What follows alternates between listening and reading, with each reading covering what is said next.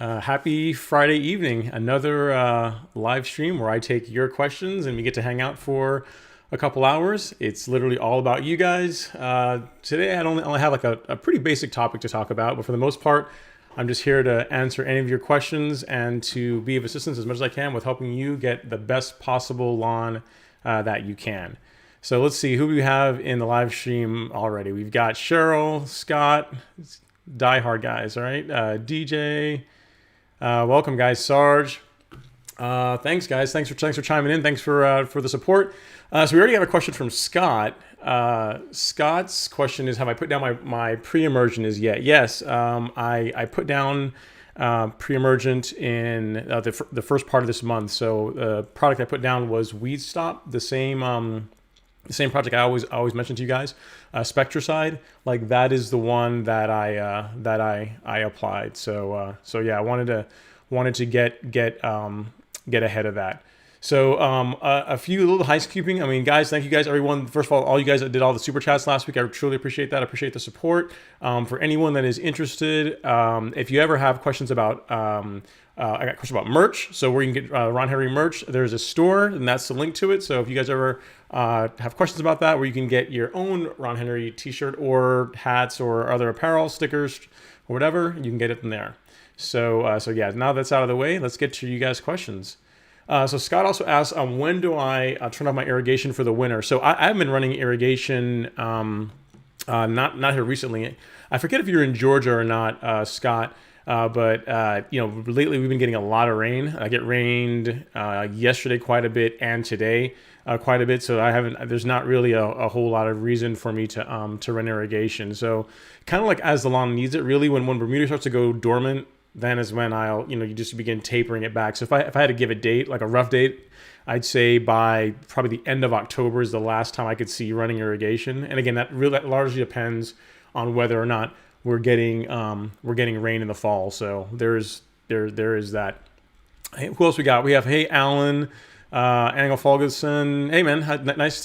Thanks for chiming in again. So everyone that's on the live stream right now, we got 13 people so far. So I know where some of you guys are from. Where is everybody that's on the live stream from? Chime in and let me know where you hail from. Hopefully we have some people on the West Coast, as well as maybe we might get lucky and get some people from overseas. Because I know that last week we had someone from Serbia. We had there's a gentleman from the UK that chimes in pretty often.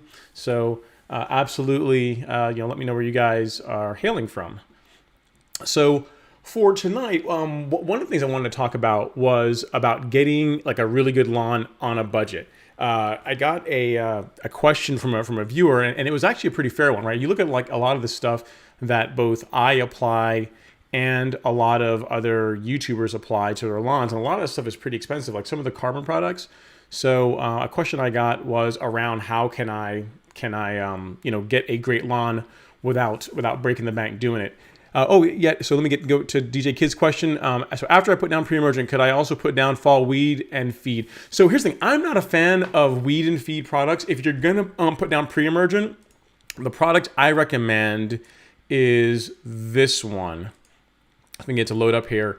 It is Spectracide. It's Weed Stop by Spectracide. So this contains both a post-emergent, meaning it'll kill weeds that have already sprouted, and it also contains a pre-emergent. So for me, I would separate both your pre-emergent and your weed control and your fertilizer applications. Like I'm not a fan of applying herbicides along with fertilizer for no good reason. I think the two should really be done independently of each other. So if you have like weeds coming up in your lawn, or if you're about the time of year when you need to put down a pre-emergent, then do that. And if you have weeds, apply a herbicide that is specific for the weeds that you're dealing with. I'm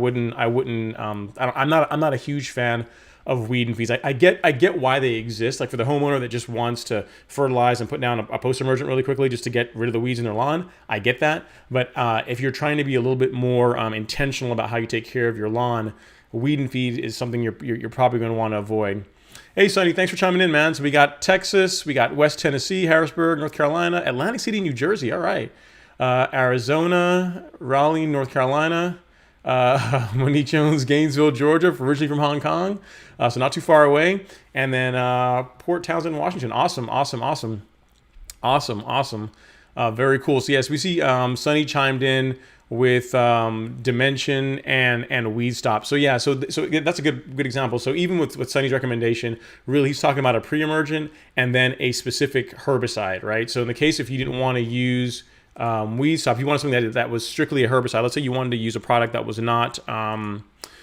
not a combination product. Something like this product is only a herbicide. It contains no pre-emergent in it. It controls 470 weeds versus just 200 weeds with a combination product, and you'll probably get overall a better result. So kind of like what Sunny was recommending, you can use a specialized pre-emergence like something like Dimension or 2,4-D, and then weed stop. So you're doing both. But you notice he didn't recommend like weed and feed as a recommendation, because really, again, you just don't want to be putting down herbicides every time you fertilize your lawn. If you're doing it right, like if you're doing your regular mowing and keeping up with a lot of your horticultural practices, like you're mowing regularly, and you're creating that dense lawn, you shouldn't have to be applying herbicides as regularly as you apply fertilizers if you're doing it right.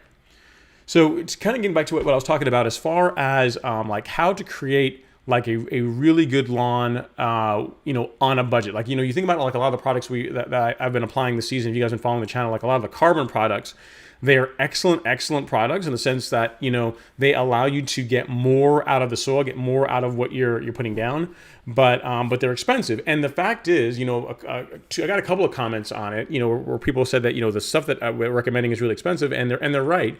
But really, I boil it down to three things, like three major things that you need to do to get a great looking lawn. And they're really not that expensive. Number one, you guys can probably guess what it is, but if not, it's soil test, right? So the idea is first make sure you got healthy soil, because that is the most important thing towards getting a lush green lawn. So make sure you got healthy soil, and the way you do that is you test the soil. The second the second thing you got to do, and which may be optional depending on what the soil test results say. If you get to do your soil test and they say, hey, your lawn's great, like your soil is in great shape, then it's just right on to step 3, which is just frequent mowing. And that is a thing that I find that most people don't want to do, as part of their schedule. Most people they want to put something on the lawn that's just going to magically make the grass green without having to, get out there and regularly mow. And honestly, that is like the most important thing once the soil is anywhere near being correct, right? So I realize like I mow every other day typically, like weather permitting. But really, if you can get out there and you can just mow like twice a week, let's say you could get out and you can mow once on the weekend, so on a Saturday, and then once during the week, you're going to get a crazy good looking lawn just doing just that. If you can get your mowing up just like twice a week, which most people can do, you're going to get a really, really good looking lawn. And that's the same thing the same thing applies as far as like mowers, because again, a real mower is a better device for use for cutting like warm season grasses, or cutting like your Bermuda, like cutting the almond Bermuda, or if you have like, one of the more dainty grasses like your zoysias that are very, your more prissy grasses, a real mower works better for those too. But again, same thing applies. If you have a rotary, and as long as you keep that blade sharp and you're using it regularly, your lawn's gonna look probably better than the other lawns on the street. So if your goal is to get a good looking lawn on the on budget, it doesn't take a lot of expensive products to do it. Now granted, once you're at the point where you've got your lawn looking nice, right, so you've got weeds under control, you get that nice deep, like dense canopy, now is when adding some carbon supplements and those kinds of things really begin adding that X factor. So let's see, so we got some more people joining in. We got I think I already said hi to Josh. We got Josh from North Carolina. We have Scott. So Scott says the first big expenditure should be a real mower. And that's the thing, Scott. I would tend to agree with that, because really the mower is the thing. If you're doing it right, the mower is the thing you're using the most of. Like literally, you put fertilizer down. Like I fertilize monthly whenever it's the growing season, but I mow like every other day, 3 times a week or so. So it makes sense to make sure that the thing that you are doing the most of, make sure you're doing it the most correct. So mowing, the big thing if you're using a rotary, make sure the blade is sharp. So you're not like tearing up the grass and making it easier for disease and stuff to kind of take root. But the best investment you can make for warm season grass is a real mower. And again, you don't have to go out and get like a Greensmaster or something super expensive. You can get a pre-owned TrueCut. You can get a McLean. I mean, any real mower you're going to see a noticeable visual difference in your lawn by switching to that. Kenny, no, you are not late. It is live. This is live right now. This is absolutely live. So Sonny says he's been seeing some Johnson grass that he's been spot treating. Let's see what else we have. Yeah, man. So and that's the thing. After a while, I mean, if you ask, I'm not sure if Alex is going to chime into that, but if you ask like someone that like starts getting into it, right? Like Alex first, when he first wanted to get his lawn really nice, he.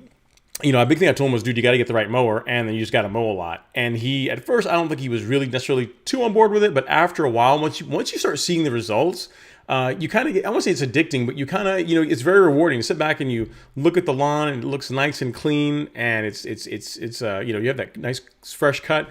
It's nice to look at. It's kind of like what, I'm not sure if he's on here, but Brett Jones, he was talking to me, a buddy of mine, we were talking this past weekend, he was saying, what, frankly, nobody likes mowing. This was his argument, right? He says, nobody likes mowing, but everyone likes how the lawn looks when it's done. And I guess that's probably some truth to that. I frankly enjoy mowing, but I think it's probably because it gets me that look of the lawn being nicely manicured. So, if you're new to lawn care, you're new to trying to get like that really, really nice looking lawn, then, it's going to take some effort at first, but once you get into it, you develop that routine, you're going to love the way your turf looks. It's not going to be, it's not going to continue to be work. So let's see. So Sonny says he got his Allard his first season. Nice. And we said, a DJ Kid says, a mower, I'm in the market for a mower. I'm looking at a Honda or Troy-Bilt 21-inch. What do you think? I think they're both good mowers. Like Honda, if you're going to buy a rotary, Honda makes a really, really good mower. I've never used a Troy-Bilt, so I can't say for sure, how those would perform. But I mean, they're probably fine. I mean, Hondas. The thing is, there's a broad range. You can get a Honda mower that's like $300, or you can get one of the higher end ones. It's like there's one that's it's the 217 is the model number. I forget the actual rest of it, but it's like if you go on Amazon for like Honda 217. Let me look here. I'll tell you which one it is. It's a really nice lawnmower, but it's also kind of expensive. Let's see, 217. Yep, HRX. That's it. This one. So I'm not sure if they actually sell it on here. But yeah, they only sell parts. They don't actually sell the mower, unfortunately. I guess maybe Honda, or perhaps nicely requested that Amazon not stock their mowers. But if you want to see what it looks like, it looks kind of like this. Let's switch over and I'll show you guys. So something like this guy. But you see, this thing is going to cost you, as much as almost, they're listing it for like $7.99. You can get them a little bit cheaper than that, but yeah, that's what you can spend on a good Honda mower. And here's the thing: if you're going to spend $600-700, in this case, these people are asking like $800 for one, you're really close to use real mower territory. So, it's kind of one of these things where for your grass type, like it depends. If you're like mowing like a tall fescue, and I think DJ Kid, you said you were up in New Jersey, so you're probably dealing with like probably a cool season grass of some sort. So depending on how tall you're mowing, a real mower, while something like a TrueCut, which goes up pretty high, can work, maybe a good Honda would be a really good bet. Like I think, what is it? I think Alan, the Hain, the lawn care nut, like down in Florida, I know he uses a lot of Toro mowers, but with St. Augustine, using a rotary is that, that's the mower you're going to want to use for that grass type. So again, I say real mowers a lot because I'm a warm season guy, but if you are up north and you're dealing with a tall fescue or a grass that prefers or is healthier when mowed tall, that dictates the type of mower you want to run. So the big thing is just get a good one and keep the mower sharp, keep your blades sharp. Let's see, Kenny. Kenny. So no. So guys, that's one thing I'm saying. I'm answering questions, but yeah, absolutely just throw out questions. I'm going to continue going through the chat as I am answering a question. So just feel free. There's not like a time, because think about it. If I say, okay, guys, now it's time for you to answer your questions, Now there's going to be this really uncomfortable pause that's really uncomfortable for me and probably uncomfortable for you guys. So just ask your questions all along, and I'll read through the chat and I'll find them, and we'll get through them. And if I don't, if I don't answer your question right away, like if I answer someone that asked a question after you, just ask it again, and I'll put it up there. I'll put it up there. If we need to get, Sonny says we need to get Alex to guest star next week. I agree. We do need to consider getting Alex to guest star. We'll see, Sonny, if I can convince him to do that. I think he'd be good. I think he's concerned about answering questions or not knowing exactly what to say. But I mean, we're just hanging out, guys. We're just hanging out talking about lawn stuff. I'm sure you guys have a lot of questions for him about what made him decide to do what he did, and I think just having him on here would probably be interesting to you guys. So yes, we have some other comments here, some other people that are saying that the flex mower is a good mower. Sarge saying that mowing often has helped my lawn. This is really my first year of really working hard on my lawn, and that's a big thing, man. It's I always say, like, no one will care about your lawn as much as you do. Like, no one will, right? So yes, you can use like lawn care services, and I think they do serve a purpose. Like, if you don't want to have to deal with like herbicides or liquid pre-emergents or having to buy a lot of these projects that can be kind of expensive because they're designed to be used on a lot of lawns, like, it can be kind of expensive for a homeowner. I could see keeping a lawn care service or using a lawn care service for that kind of stuff. But when it comes to like your fertilization program, any specialty products you're putting down, like your PGRs or your like your supplements, like the carbon supplements, like, do a lot of that stuff yourself. One, if you have to like pay a service to do it, it's going to be really expensive. And you're honestly going to get a better result doing it yourself because you're paying attention to it. You're paying attention to it. So Scott says he went all in. He bought a Toro 3150 greens mower. Wow, a 3-wheel rider on an auction. That's pretty awesome, man. How much lawn are you mowing, Scott? That's a pretty big mower to I'm guessing you probably have in excess of 10,000 square feet, because that's a lot of mower to have to contend with. Hey, Manuel. Thanks for tuning into the chat. Thanks so much. Let's see. Diamond Shotties asks, do they make a residential greens mower that you can ride? Do they make a residential greens mower that you can ride? Greens mower, I don't really know of one. I know that, like, say with the True Cut, which is not really a greens mower, there is like a sit down, like a sulky that you can attach to the back of it and use that. I have never actually seen one of those in use, so I don't know how well they work. I'm just saying I know they exist, and you can technically use one. As far as residential greens mowers that you can ride on, not really. I mean, you can get like a big one, probably like what Scott has. But no, not really a riding so much that I would consider residential. Like, those are pretty expensive. I mean, you're talking well in excess of $10,000 for one of those, unless you can get a really, really smoking deal on a pre-owned one. And to Scott's point, there is maintenance associated with those. That's the thing with greens mowers, right? Or even real mowers, that they are, you get a better cut, and they are, the best tool for the job. But because of that, you just got to kind of keep up with them. They require a little bit more maintenance than your rotaries, and they, and that maintenance is a little bit more expensive. So whereas with a rotary mower, you can expect to spend, I don't know, whatever, let's say $40 a year. So like, say each time you go take your mower in to get the blade sharpened, it's like under $20. So let's say it's $20 each time. So $40 or 2 sharpenings per season. When you get a real mower sharpened or backlapped, you're looking at $90 to $100 just for that. So it is more expensive, but the quality of cut is better, and it's also healthier for your grass. And Scott kind of points out the mower he's using is not designed for residential use, but he's making it work.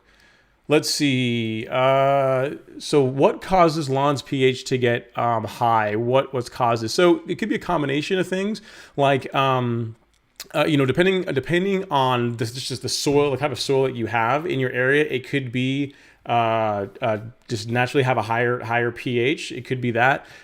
What tends to happen around here is that even whenever I if I get my pH in the correct levels, right? So like between 6 and 7 thereabouts, over time it tends to drop. It tends to lower, and I think some of it's because perhaps nutrients are being depleted out of the soil by the turf grass. So one of the things you'll commonly see, at least in Georgia, is a lot of lawn care services will apply some kind of lime throughout the season. Typically in the fall, they'll apply lime to a lawn because around here, our soil pH tends to trend lower over time. So a lot of it depends on just your soil type, like what the pH of your soil type is. It could also deal with the kind of products you've applied to the lawn or applied to it. So if you went way too heavy with lime, that's going to make your soil pH high, and you're going to have to use some kind of sulfate to bring it down. So it's a lot of it is it's a combination of your natural soil makeup and also products or things that the lawn has been subjected to over time.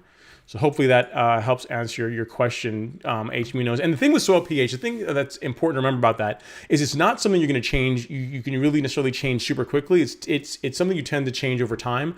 So if you measured your soil pH, say in the spring, and you found that it was really low, you could apply some lime then, and then measure again in 3 months and see how it's trending, and then apply more. So it can take a year and a half to get to really make noticeable improvements to your soil pH. So while it is something you definitely want to fix, it's probably one of the most important things to get right as far as your soil. Realize that it's something that it's going to take some time in most cases to address.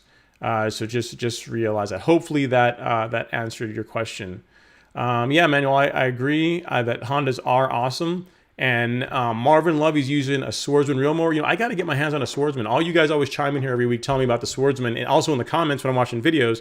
I'm going through the comments that you guys make on my videos, rather. There's someone that always chimes in talking about how Swordsmen are the second coming of like reel mowers, and I have yet to actually try one. So I gotta find one, or someone around here that has one that I can get my hands on.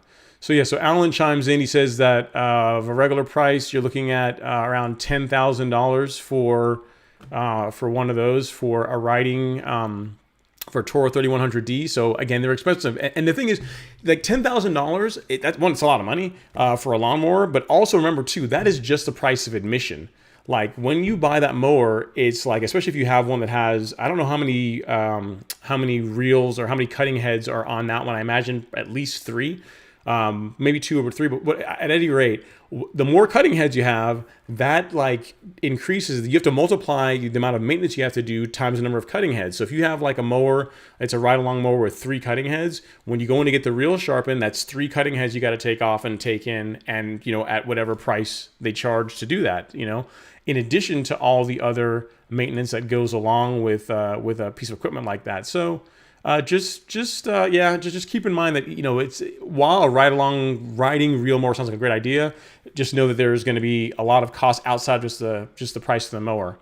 Okay, so Freddie Barcos asks, is it a good idea to put iron on Bermuda? Yes, if your lawn needs it. If your lawn needs it, yes. I mean, iron. In Bermuda, on Bermuda grass, on most grasses anyway, not just Bermuda, it will produce a deeper green. It increases the effect of photosynthesis, which creates a darker green color in the grass. Now, there's a couple ways to do it. You can apply iron in a liquid form. You can use a product kind of like, actually I can show you this if I can get it up here. A really good product, and this, especially since they changed the formulation, is this stuff here. This Scott's Green Max. This is a granular fertilizer that also contains, it's like 5.2% iron. And I think they changed the formulation in this where it doesn't stain anymore, because many years ago, maybe like 4 years ago when I tried this, the formulation of the product then used to stain your pavement or sidewalks if you got any of it on there, if you didn't blow it off right away and it got wet.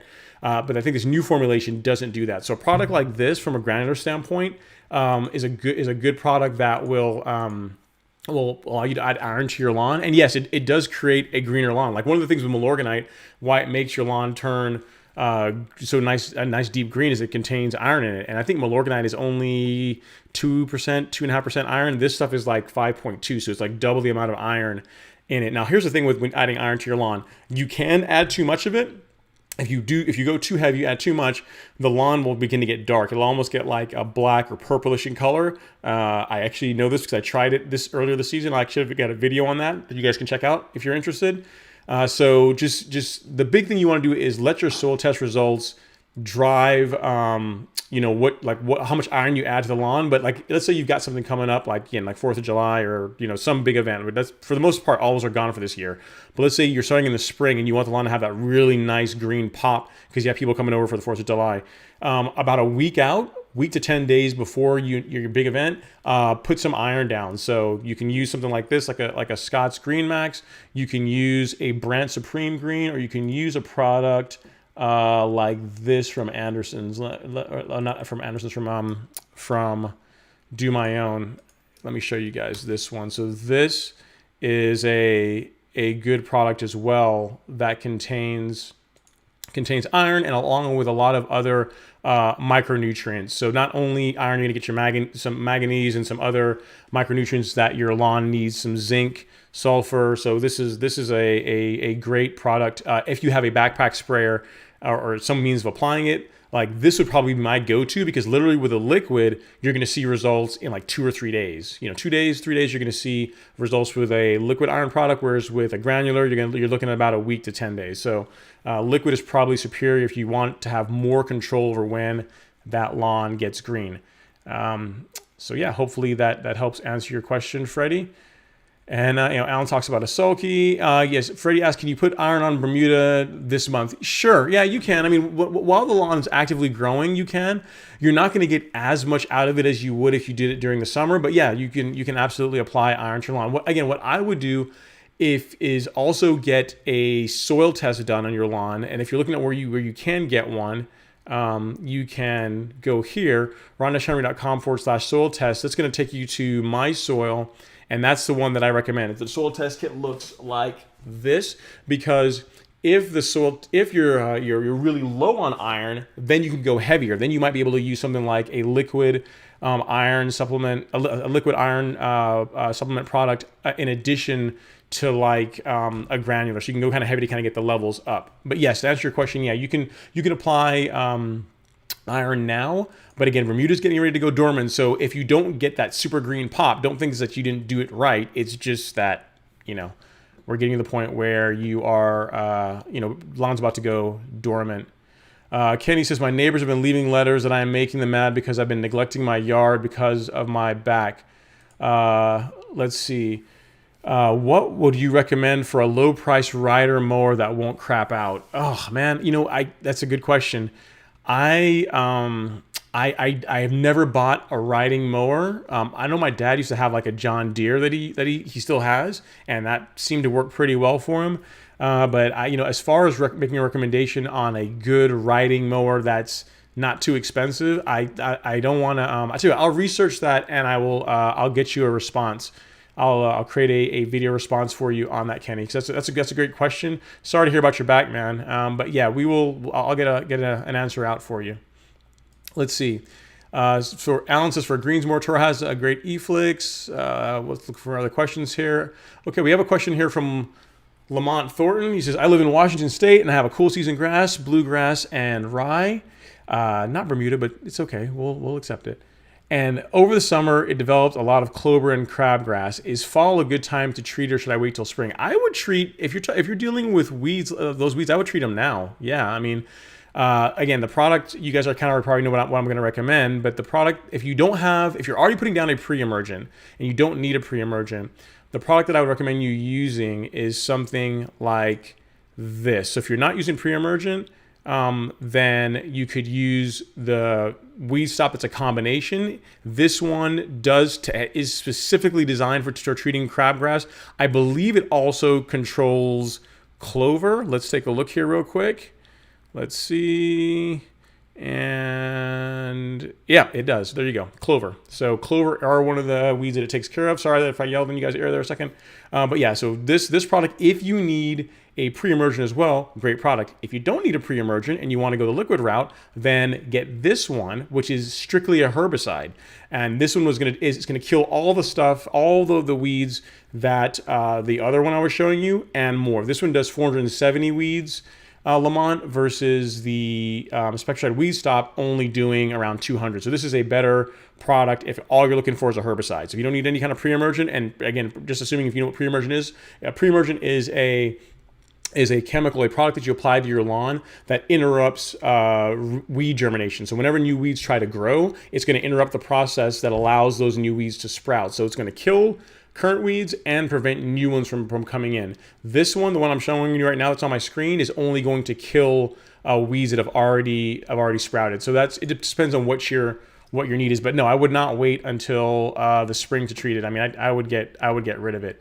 As far as links as to where you can get that, I will post that here for you. So the Spectracide Weed Stop, if you want the one with a pre-emergent in it, you can use this link. That first one is for the pre-emergent product. And if you only care about the herbicide, like all you want is just to kill weeds, you've already got your herbicides handled, then go with this guy. Go with this one. Yeah, that one will take care of only weeds. So hopefully that helps. And then Never Stop Cruising says, after watching your lawn leveling videos, I think I'm going to pull the plug and do it next season. How much sand would you suggest for 6,000 square feet? I understand it will be a yearly process to get right. Okay, so great question. Awesome. Glad that you're taking that one. You enjoyed the content on top dressing, and 6,000 square feet is a good size because it's not so crazy that you're going to kill yourself doing it if you decide to not rent all the equipment that we used in Alan's video. So the general rule is 1 yard per 1,000 square feet. So if you're dealing with 6,000 square feet, 6 yards of material is probably what you're going to want to go with. So I've kind of changed up also my recommendations on how I would go about doing that, depending on what your goals are. Going with 100% river sand as your top dressing material is going to do a better job of leveling the lawn. So if your main goal is just to level the lawn and get rid of bumps in it, then use like 100% river sand. If your goal is to also add some organic material to the lawn, then using a blend of 70% river sand and some topsoil mix or some organic material is one that can work well too. But if you do that, what I would recommend, if you go with the blend, and really you can do it if you go with the river sand too, but especially if you go with the blend, be sure to put some kind of pre-emergent down, because what tends to happen is whenever you bring a mix in that has topsoil in it, you're probably going to be bringing some weeds in along with that too. So just to not have drive yourself crazy after you get done top dressing your lawn and having to deal with a bunch of weeds, follow up the top dressing with a pre-emergent application. That is going to get you a better result. But the direct answer to your question is 6 yards, because it's really 1,000 yards per. It's 1,000 yards. That'd be a lot.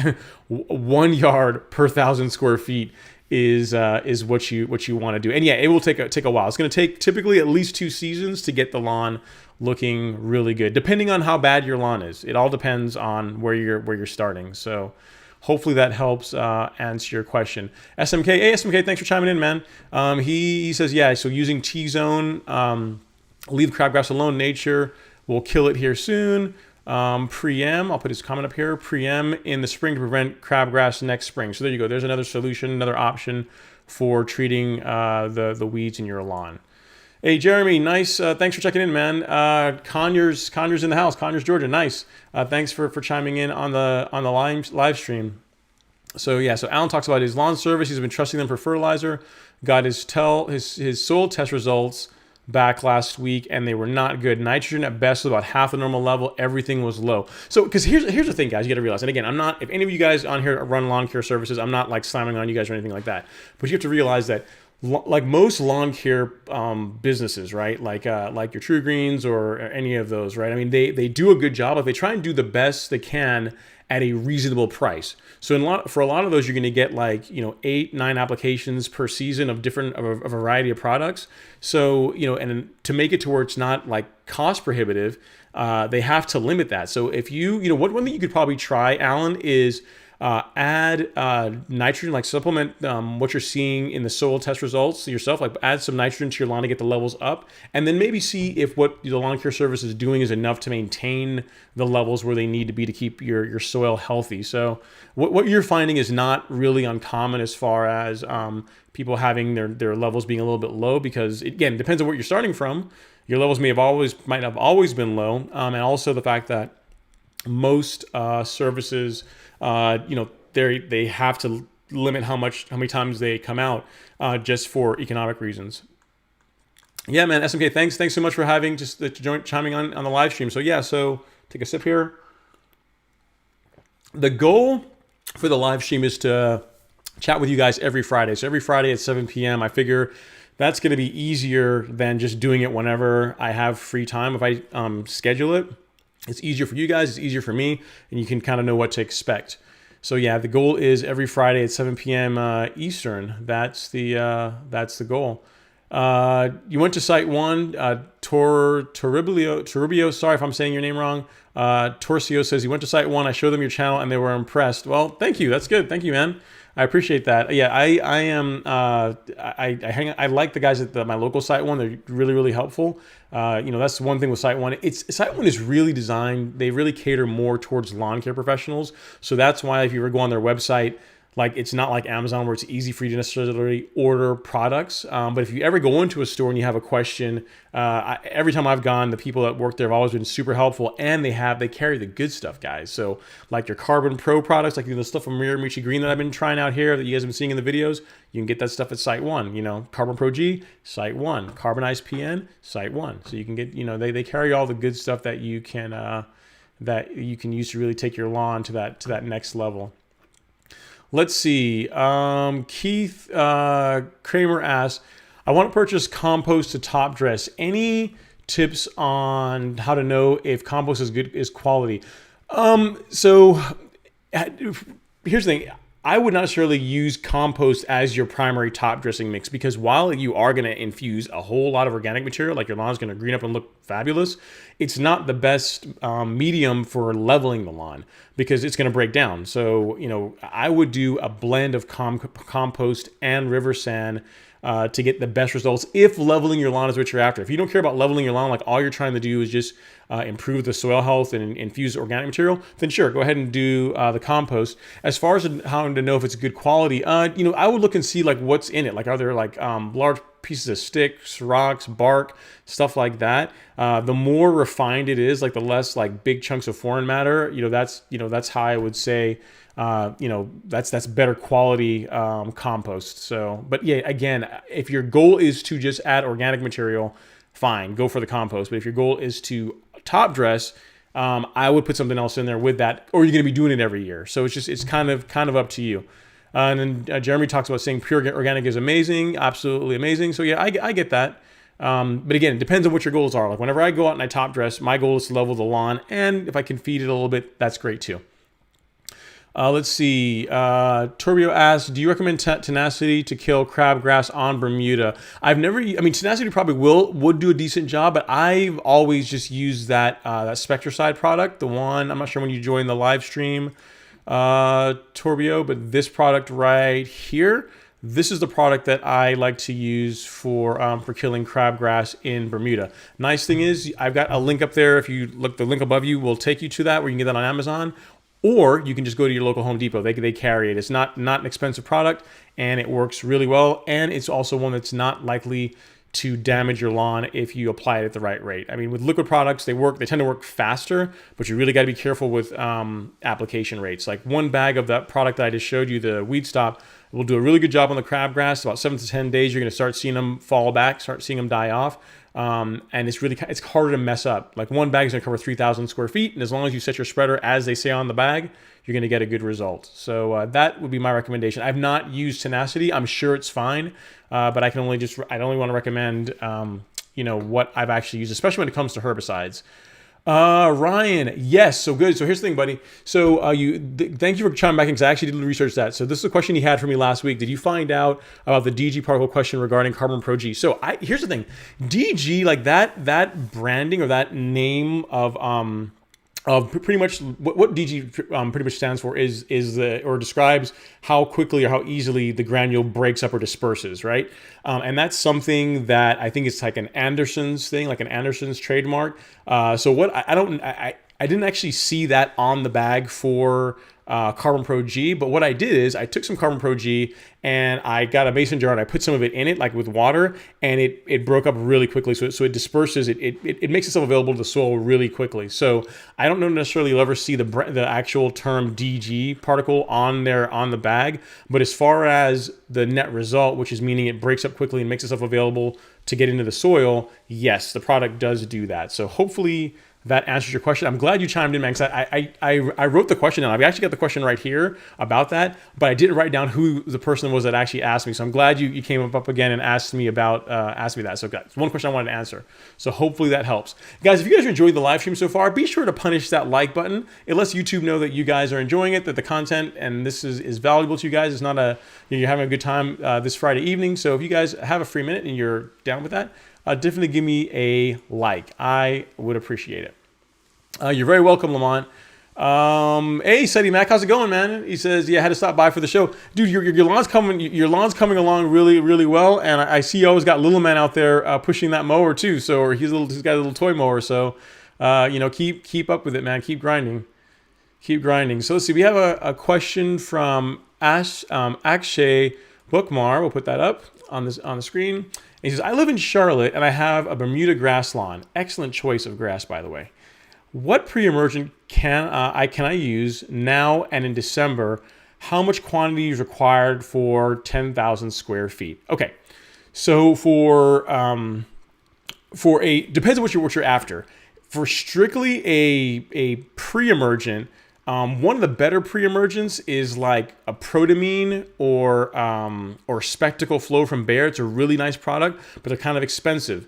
So what I would recommend if you want an easy to apply pre-emergent that is you can find easily at like Home Depot. We're gonna go right back to it, guys. You guys know what's coming. You guys already know what's coming. It's coming. It's gonna be the Weed Stop. So this contains a pre-emergent in it that will prevent, one, it's going to kill any current weeds that are in your lawn, most of the common ones anyways, and if for about 5 months, it's going to prevent new weeds from spawning. So this is a great product.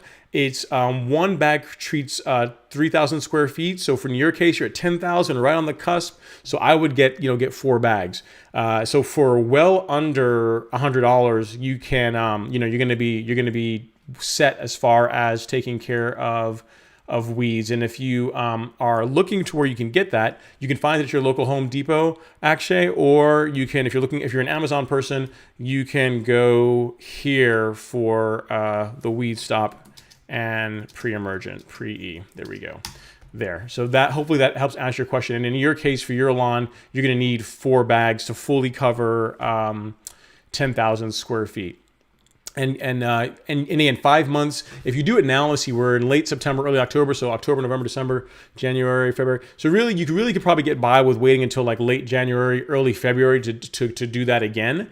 But yeah, so as far as an easy product to apply, that's what you can use. If you're looking to use the absolute, like one of the Mac Daddy products for pre-emergence, you could use the Spectacle Flow from Bayer. I think I've got a link for that here. But this stuff is, it's expensive, but it's really, really good. Like, you're talking about one of the best pre-emergents you can put down.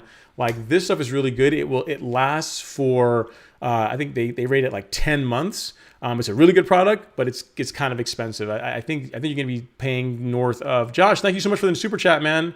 Gotta shout you up for that. Appreciate it. But yeah, so you are, yes. So it depends on what you're after. If you are looking for a granular product, then that's going to work. The pre-emerge, the Weed Stop that I recommended to you is going to be a great product. It's not going to cost you as much money, and it's easy to apply with a broadcast spreader. So hopefully that answers your question. Rolex DSD, thanks. Hey man, what's going on? Thanks for chiming in. Tom K says my site one is great too. It's like a Sherman Williams. Great advice, great professionals. Yes, they will never. So yeah, so SMK, yeah. So I would. So SMK makes a good point. So they'll never make a DG particle carbon pro G. The price would skyrocket. Yeah, it would be. I mean, I don't know that they will. The process would necessarily be the same as what Anderson's does, because one, it'd be super expensive. Like all of Anderson's stuff tends to be a little bit more pricey. But as far as the product breaking down and becoming available to the soil quickly, it does that. So I think Carbon Pro G is $25 to $30 a bag.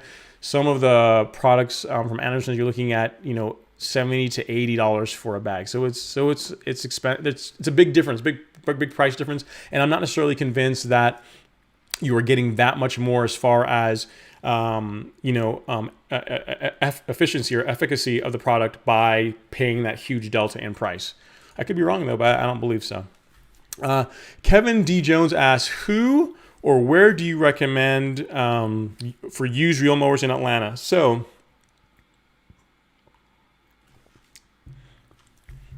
for used reel mowers, there's a couple of places you can go. You can, I would check Facebook Marketplace.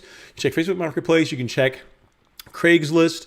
You can also check a site called OfferUp. So one of those three, Facebook Marketplace, if you're on Facebook, Craigslist, or OfferUp, those three typically are pretty good for finding pre-owned reel mowers in the Atlanta area. The big thing if you're buying a pre-owned reel mower, again, if you're going with a True Cut, one of the things, because those are the mowers that I'm familiar with, things you want to look for is, make sure there's not a lot of rust on it. Make sure, it starts up properly. If you can, get one that has the Honda GX engine. That's a much better engine.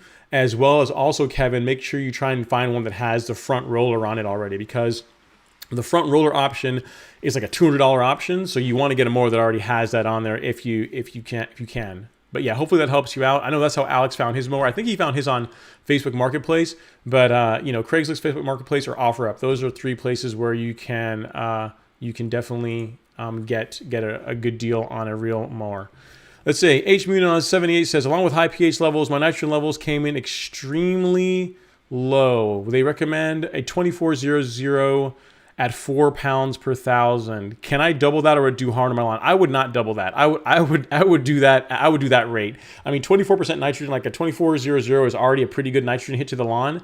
I would do that and then wait 3 months and then do it again. What kind of grass are you dealing with? You didn't tell me. But yeah, I mean, I would not try and fix it all in one go. I mean, again, remember when it comes to fixing the soil, it's like think of like fixing the soil almost like bodybuilding. Like you may decide you may want, like, I don't know, you want like big biceps, but like you going into the gym and trying to curl 150 pounds is not the most efficient way to get bigger biceps. Like it's a process that takes time, and fixing the soil is kind of the same way, right? Or not kind of, it is the same way.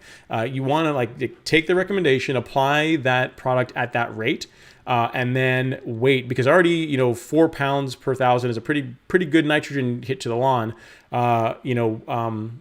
Wait 3 months, test again, see where the levels are moving, how it's trending, and then add more if you are still low. I would not try and do it all at one time.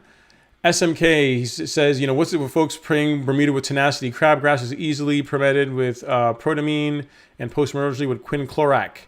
Yep. So so don't use tenacity on Bermuda. So again, I've never used it. For my herbicides, the herbicides that I've used that in a liquid form are Dismiss and Speed Zone, and that was to get rid of the spurge problem I had, and it worked for the spurge, but it absolutely hurt. I mean, to say it hurt the Bermuda, but it had some temporary yellowing to the Bermuda. Whereas the Spectricide, the weed stop, if you guys saw that video that I did, I think it was episode 12 or 11 of the Fix My Ugly Lawn series with Alex's Lawn, putting down that Spectricide that with the weed stop that has the combination herbicide and pre-emergent in it, that will knock out a lot of stuff, guys. It's not going to be instant. It's going to be 7 to 10 days, but you're not going to also smoke your lawn in the process. So, when it comes to liquid liquid products, liquid herbicides, you really, really need to be careful in the sense that you need to use stuff that's rated for your particular grass type, because with liquids you're talking 2 to 3 days and it's going to take effect. So you want to use the right rate and you want to use the right product for your particular grass type. Yeah. So Scott also chimes in and says, yeah, that's a ton of fert for 1,000 square feet. Yeah, so I would do what they. I mean, the 2400, like 4 pounds at 4 pounds per thousand, is still kind of heavy. So yeah, just do that, and let's see what your results come back. At. Let's see. Ryan says, "What is a product you recommend for grubs and army worms?" So the product that I like for grub worms, there's a couple different ways you can go about treating grub worms. There is a product from Scott's called Grub X that works really well. But personally, the two products I've used on my lawn, one I used in the past and one I use pretty regularly now, is a product called Milky Spore, which works well for grub worms. But the problem with it is that it takes a while to build up. It's like one of these things you would do in the spring, and it takes almost a season to really begin working well. Alternatively, a product that I'm a huge fan of for taking care of grub worms is a product called Caravan G from Syngenta. So you can get it on Amazon. But their price tends to be kind of crazy sometimes. If you're gonna pick it up, I would get it on Do My Own. I will put that here, Ryan. And I think you can get it for right at $100 or just under $100 for that product. And the thing is, it's going to take care of grub worms, and it also contains an active ingredient to take care of lawn fungus. So that's why I really like it. It's like a 2-in-1 product. It is not the absolute best product for lawn fungus, but if you're looking for a product to say, hey, I want to prevent the most common lawn funguses in my lawn, and also take care of grub worms, certain types of ants, and other types of insects, go with the Caravan G. It's a combination insecticide and fungicide, and for the price, it's actually a really, really good product. Super easy to apply to. I love it. Like, ever since I found that product, I've stuck to that. I've not used anything else, and I don't really have problems with grub worms in my lawn. So take that for what it's worth. But alternatively, there are other products too. But that is the one I just linked in the chat is the one that I would go with. The Hammer 123 says, my yard starting getting some blackish, grayish stuff growing on the grass blades and the spots around the yard, maybe 10 spots or so. Assuming just a regular fungicide will kill it. Yeah, without actually seeing what you're dealing with, it could be dollar spot. It could be a couple different types of lawn fungus. I'm not sure exactly what you're dealing with, the Hammer, but like if you're going to use a fungus for what you're dealing with, something like this, like Headway G, which is it's specifically a fungicide, and it contains 2 active ingredients that takes care of most common lawn funguses. Like Caravan G, I don't believe contains the active ingredient that targets dollar spot. I forget the actual name of the chemical, but Headway G has that. It has 2 active ingredients for specifically designed for targeting lawn funguses. So the one you'd want to use is that. Let me put that right here. Bam, there you go. Marvin Love, thank you so much for the super chat, man. I truly do appreciate it, and thank you so much for the support. I really, really, really, really appreciate it. But yeah, get that product. Kevin, also thank you for the super chat, man. Thanks so much. I appreciate it. Appreciate the support. But yeah, get that Headway G product. I think that's going to do a lot towards helping you out. Man, I'm way behind. I got a super chat from Cheryl. Cheryl, thank you for the super chat. I appreciate it. I got to get caught up. You guys are all probably saying, like, we did our super chat, man. You need to recognize it. I'm being ungrateful. So, guys, thank you guys so much. I really, really do appreciate the support. You guys don't know how much. Scott, thanks for chiming in, man, and heading out. Thanks for keeping me honest. I really appreciate you chiming in. So, guys, thank you guys so much for the super chats. Every little bit helps, and it takes, believe it or not, it takes a lot to run a YouTube channel. Versus, like, as far as time and equipment and everything, I actually got a new camera in today. I'm not sure you guys can notice a difference in the quality, but it's a different camera that is going to make even better content for you guys, both as this season goes on and in the upcoming season. So I'm always trying to make my gear better and make my editing better to try and produce better looking content for you guys that hope we provide some value. Let's see. Tom K says, what time of year and how often are you applying pre-emergent? Tom, ideally just twice a year. So for me, twice a year. So that would be in the spring, and then also in the fall. So, and I think most lawn care services, like if you went to like your True Greens or I can't think of any other ones, but like True Green's a common one around here. They will typically do two. They'll do one in the spring and then one in the fall, as far as pre-emergents go, and that's typically good enough to take care of you. Now, if you are planning to overseed, here's the only thing you want to be careful of. If you have any plans to ever overseed your lawn, which I'm not saying you should, but if you plan to do that, depending on your grass type and what kind of seed you're trying to put down, you want to be careful you want to be careful how good of a pre-emergent you use. Like that one I was linking earlier, that Spectacle Flow from Bear, great pre-emergent, but it lasts like 10 months. So if your plan is to like overseed your lawn in the spring, you wouldn't want to put that down now because it could hurt your germination rate on your overseeding. But to strictly answer your question, twice per year, spring and fall. I in the springtime, and then the fall application I just did earlier this month in September. So hopefully that helps. Turtles and Turf asks, any tips on growing new seed in a newly sand leveled lawn? So if you have, when you say sand, if you only put down just river sand, if the best way from my mind, if you're talking about like where money is, if you have the money to go out and actually to do this, after you put that, after you've top dressed your lawn, get yourself some Carbon Pro G, that granular carbon product from Miramichi Green, because it has some compost in it, it has some biochar in it, and it has some healthy lawn funguses that, again, it's just going to jumpstart like the health of your soil. Then apply your seed, and then like top that with like some peat moss to kind of like keep it moist whenever you water it and whatever. That's a good concoction. It's gonna be a little bit more expensive. I don't know how big your lawn is. You didn't actually say Turtles and Turf DIY, but I mean, if you're, depending on what you're trying to put down, like if you're going to, you want like the give yourself the best chance for success. Again, I'm assuming that your soil temperatures are where they need to be and all this kind of stuff, right? Like right now for Bermuda, you would not want to overseed or put seed down for Bermuda right now because the soil temps are starting to drop. But let's say late spring, early summer, soil temps are above 65 degrees. You're looking for the best concoction, in my opinion, for producing good germination with seeds. After you've top dressed it, get some Carbon Pro G down, put that down at the heavy rate. So at the I want to say it's at the 10 pounds per 1,000 square feet. So one bag is going to cover 4,000 square feet. Apply your seed, and then put some peat moss on top of that, and keep it moist, and you should get a really good result with that. Hopefully that helps answer your question. Again, Scott, thanks for chiming in, man. I appreciate it. Ash K, thanks for the kind words about the lawn. I spent entirely too much time in it, so I'm glad that it looks good. We have a question here from Shonda. She says, the Spectracide Weed Stop Granular, for whatever reason, is not available in Dallas. Can I use the liquid to kill? And what pre-emergent would you recommend using after, or should I? Yes. I need to look into that, because you're not the first person that's told me that the Weed Stop is not available and I'm not sure if it's just the Dallas area or if it's in Texas overall. But yes, if you're trying to get rid of weeds, you can use this product, right, which is purely a herbicide to kill the weeds. And then you've got different options. You can use like a protamine, so something like this that you can get on Do My Own. Again, assuming that it's usable in Texas, you can actually get it in Texas.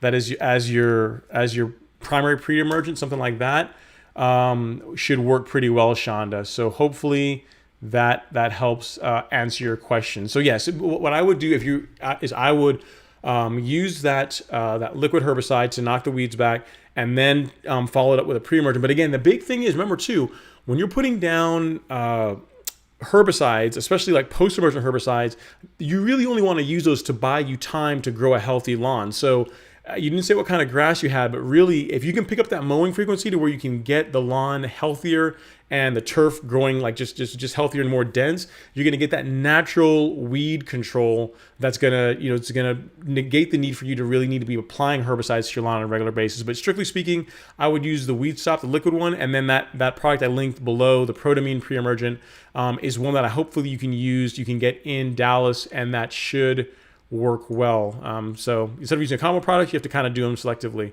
Again, guys, thank you guys so much for the super chats. DJ Kid, thanks for chiming in, man. I really appreciate it. Let's see. LG has a question. What is your opinion of watering deeply in early evenings as opposed to early mornings? I always water my irrigation when it runs at like 4 in the morning. So I've never actually tested to see that, whether or not like watering in the evenings is going to be better. I don't know that it really makes that much difference, honestly. LG, if your lawn is a draining properly, or it's actually dry enough to where it can absorb the water you're putting down. In other words, you don't have issues like drainage issues where you can have a lot of standing water. I don't think it really matters, honestly, that much. I've always done early in the morning, unless I'm applying some kind of product where I want to water it in. But for the most part, my irrigation is set to run around 4 a.m. and I get a pretty good result with it. I don't really think it matters that much. Let's see. Frankie Kenneth, Ron, are you an overseed for winter guy with perennial ryegrass or annual ryegrass? Absolutely not, Frankie. I am not. I am not an overseed for the winter guy. 2 reasons. One, I don't like the way it looks when the Bermuda is going into dormancy and the rye is starting to grow. But even worse, in the spring, when I'm trying to get rid of the rye and I'm trying to get the Bermuda to come out of dormancy, I've got 2 grass types competing. It's going to slow down how quickly my Bermuda comes out of dormancy, and it doesn't look that good. Like when you have a lawn overseeded with rye, it looks really nice when it's just the rye. But during that transition period, the result doesn't look that good. And then the second reason, honestly, probably the more important reason, is that I don't want to mow the grass in the wintertime, man. I don't like. Like I told you guys before, I'm from the Caribbean originally. I don't like to be outside in cold weather. Anything below 65 degrees for me is officially cold. So the idea of like doing something to my lawn that's going to mean I have to get out there in the winter months and mow is probably not going to happen. So nothing wrong with it. I know people that do it and they like the results they get with it. But for me, I'm not going to do that, mainly because I don't want to be out in the winter mowing, and I don't like the way the lawn looks when it's in the transition periods. Chris, flat or grooved roller? What do you recommend for a real mower? If you can find one for your mower, a grooved roller. Even a true cut, if you want to get your true cut to produce a nicer cut, get a groove roller. Like, one of the things you'll find with the Greensmaster is that it the roller, what that groove roller does, it kind of combs the grass. I mean, we're kind of getting kind of ridiculous. We have like combs on the front of our lawnmowers, right? But it combs the grass to where it's nice and even and straight and presents itself nicely to the bed knife, to the reel in the bed knife. And you do get a better cut with it. Like visually, it looks nicer. So if you can get a grooved roller for your mower, I know that they do make them for True Cuts. I don't know about all the other mower brands, but for True Cuts, you can get a groove roller, and it does make a difference in how the lawn looks. LG, do not tell Alex he has large biceps. He is, every time we have to film, he's always got to, fix up and suck in and, make sure he's, looking sharp. Don't encourage him, man. Don't feed the machine. Don't do it. Just don't. Tom asked the question, do you have, or is your lawn prone to fungus? No, I do not have, not that I know of anyway. I don't have any fungus in my lawn.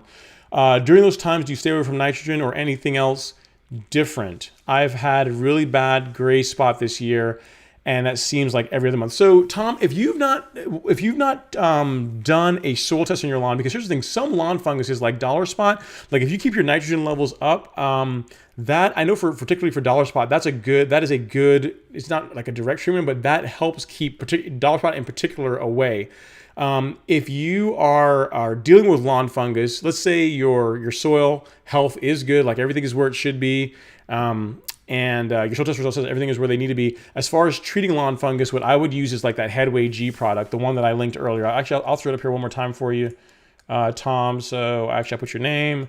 Let's see, at Tom K, and that is what I would use for lawn fungus. I don't really have problems with it per se with lawn fungus, so No, so I hope hopefully that helps answer your question. But I mean, I would try and get to the bottom of it. Like I try and figure out like what is it that's causing that. Like, do you have like a drainage issue? Like we have like a lot of water that's sitting on your lawn? Are your soil tests numbers like way out? Like are your pH levels way out? Like those kinds of things. Let's look at all that stuff, and then get a product like a Headway G down to knock it back and see if that helps. Typically, whenever if your lawn is healthy, like your lawn is healthy and you're cutting it regularly and you're cutting it with a good mower, like that's sharp, like that's an important point, like a sharp lawnmower blade, you tend to have less problems with fungus. So let's dig into that and see if we can figure out like what's going on. If you need to reach me or want to send me pictures of it, Tom, email me here. This is my email address. It just came up on the screen. It's ron@ron-henry.com. Drop me an email there with some pictures and I'll take a look at it and we see if we can get to the bottom of it. But let's get a soil test done and just make sure that everything as far as like your nutrient levels with the soil and all that stuff are where they need to be. If you need to get a soil test, you can pick one up there, but that is what I would recommend. Like there's a reason why you have lawn fungus, and we need to figure out why it is, versus just putting a product down to kill it. So hopefully that helps. John D says it depends on the grass type, and John actually is a good point. Like John's point about he's saying about it depends on the grass is I'm coming from the lens of Bermuda or warm season grasses like a Zoysia or Bermuda grass that you're trying to cut relatively low. In those cases, like a grooved roller does make a difference. But he is right; it depends on your grass type. So just depends on what you are after. LG says propaconazole. Oh, that's the name of the active ingredient that's in Headway. Yeah, for Dollar Spot. So there you go. That is what you need to have. I think that's what LG was telling me that you need to have for taking care of Dollar Spot. So so this is I believe the active ingredient that is in Headway G, that is not in the Caravan G. And if memory serves me, that is the active ingredient that will kill Dollar Spot, so that's the one you need to have. That's why if you're not sure, and you just want to, once we test your soil and we haven't actually been able to identify what the fungus is, go with the Headway G. Like that's got 2 inactive ingredients that should knock out whatever you got going on. Thanks, man. Thanks for the camera quality. I really like it. I still got to get it set up properly, but I got it in this afternoon and did some tweaks on it real quick, and it seems to be working okay so far. So Alex in the house. Alex chiming in, and he is saying, hey, so guys, so be sure to say hi to Alex. Let's give a like for Alex being here. He is the man, the myth, the legend, the one that started the reason behind the Fix My Ugly Lawn series. So a lot of the content that you guys are seeing this year is largely due to him. So definitely be sure to tell him thanks. SMK asks, do you plan on getting into flowers? Having a lawn like yours, looking like Augusta National. I have a friend who works at Eastlake giving me some horticultural knowledge. We'll share if you like. Flowers, man, that's sounds like a lot of work, isn't it? Like, did you not see my flower beds earlier this year? Like it took like all the public shaming from the YouTube comments for me to finally get rid of all like the really raggedy pine straw that I had and get some mulch put down. I don't know about flowers, man. I don't know. I mean, tell you what, SMK, you're a pretty knowledgeable guy. You have my email address. Here it is. If not, there's my email address, ron@ron-henry.com. Send me some ideas of what I'm not saying I'm going to, but if you were going to recommend some flowers that are not going to be a tremendous amount of work, that are going to look nice, let me know what you would recommend for my lawn. And Eastlake, I'm sure the guy at Eastlake has some good advice. I've been out to that course. It's a really nice course. But yeah, definitely drop me a line and let me know what you got. Shonda, you're very welcome. Alexander Bowles, yo, what's up, man? Nice to see you. Thanks, guys. Thank you, guys. I appreciate you guys watching the content. I'm glad you guys are getting videos. Let's see. Alex says that, we connected. You first had your Focus RS videos, but it's glad to see the channel has grown. I appreciate you sticking around, even though I'm not really doing RS content that much anymore. Let's see. So Charles Hicks asks, will the brown patches in the yard go back full next spring? I applied Caravan G. Yeah. I mean, I don't know what your grass type is, Charles, but let's assume that it's Bermuda.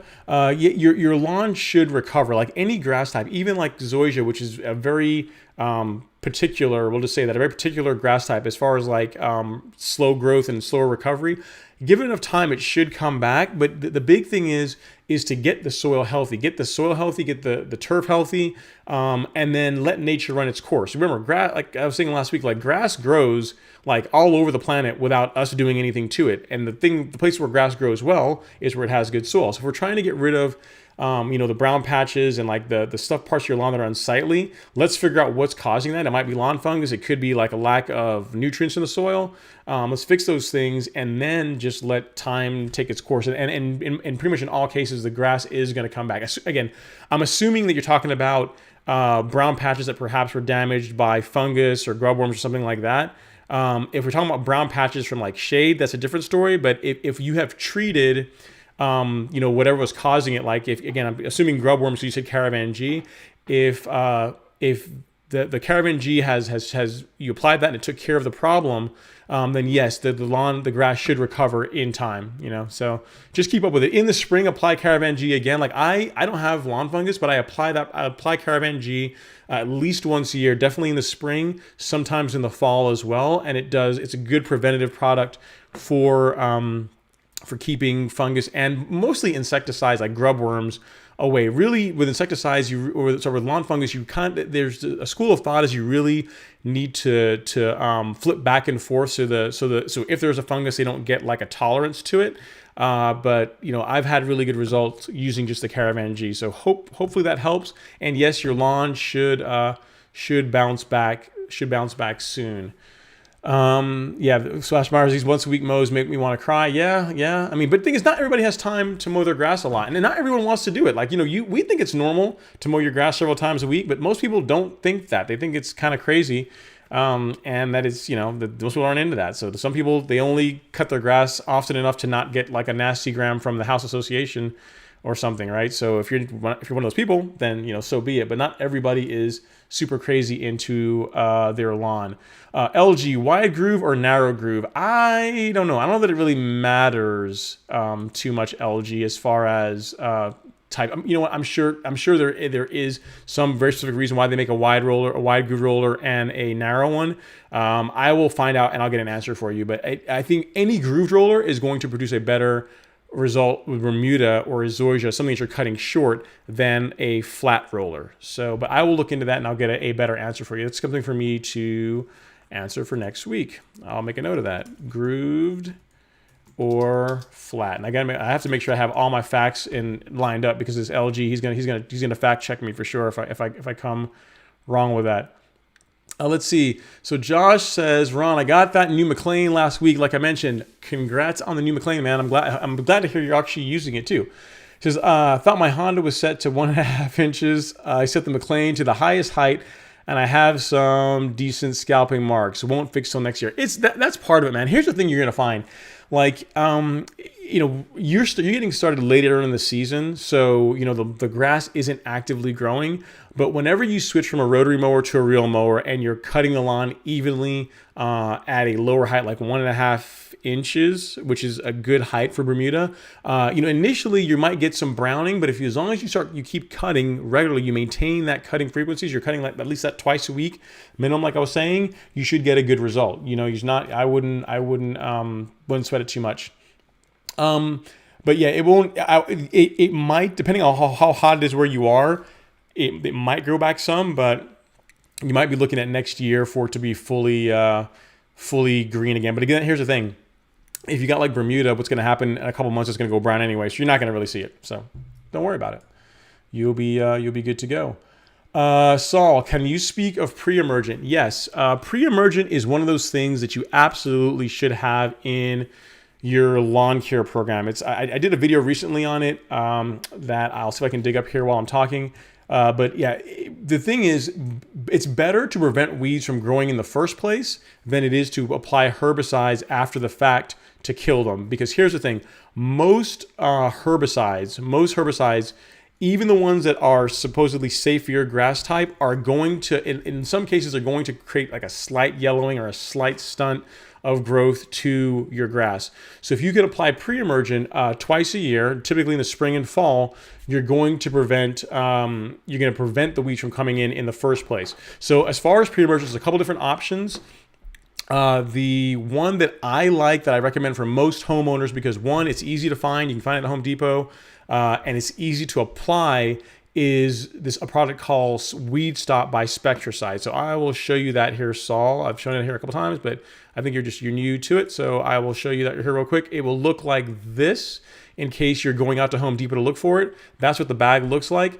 If you want to just order it on Amazon, you can use this link to get it. This is the Spectracide pre-emergent. So that bag, one bag of that product is going to cover 3,000 square feet. It's super easy to apply. The only thing I would say about it is whenever you apply that the Spectracide, be sure to the key is to apply it to the lawn when the grass is wet, when the weeds and the grass is wet. So you can do it a couple different ways. You can do that. You can either do it after you run irrigation, or you can do typically what I do in the morning, which is I just wake up really early one morning when there's a lot of dew on the lawn, and I apply the product then. So put it down when the dew's on the lawn, and ideally you want to apply it when there's no rain in the forecast for 24 hours. So you look at the forecast, make sure there's not going to be any rain, then wake up early one morning, apply that pre-emergent, and you should be good to go. That product will treat your lawn or protect your lawn from weeds for up to 5 months. So it's a great product, not too expensive. Again, you can find it at Home Depot or Lowe's, and you can also find it on Amazon at the link that I sent to you. So hopefully that helps. Josh asked what my handicap is. I have no idea what it is now, Josh. I used to play a lot. I used to play golf like I cut grass now. I used to play golf a couple times a week. And the lowest I got down was like a 12 handicap, which is not really very good. I mean, it's good to enjoy playing, right? But I never got really, really good at golf. I still have my sticks. I have a set of Mizunos. But no, I never got really good. Like a 12 handicap was the best I was ever able to achieve. Problems with driving the ball and keeping it in the fairway. My irons were pretty good, but never pretty good. Never driving. Driving was my nemesis. Let's see. Bilal says, Ron, thanks for the advice and feedback this week about seed growth coming eventually around the 10th day. It is coming in pretty well now. I'm glad to hear that, man. I think if I remember correctly, Bilal, I think you were the one last week. I think you were panicking a bit. You're throwing everything at the lawn. You overseeded. You just put some seed down, and you were really worried that it hadn't come in. Like I was telling you, like it's on the bag. They'll give you the most optimistic numbers, right? So they say 7 days. Figure it's really going to probably be more like 10 days to 2 to 3 weeks. I mean, really, 10 days is when I would start looking to see whenever those weeds are the grass is coming through. And I'm glad to hear that your patience is paying off, and that it is you're getting a good result with your seeding project. Glad to hear it. Let's see. Mark Dugan says, with all the rain and hurricanes, I'm seeing a lot of mushrooms in the lawn. What is the secret sauce for preventing them? I don't really do much for mushrooms, honestly. I don't get why it drives people crazy so much, because like the mushrooms, for the most part, they're there in the early morning, and by like 10 a.m., as soon as it gets a little bit warm, they're gone.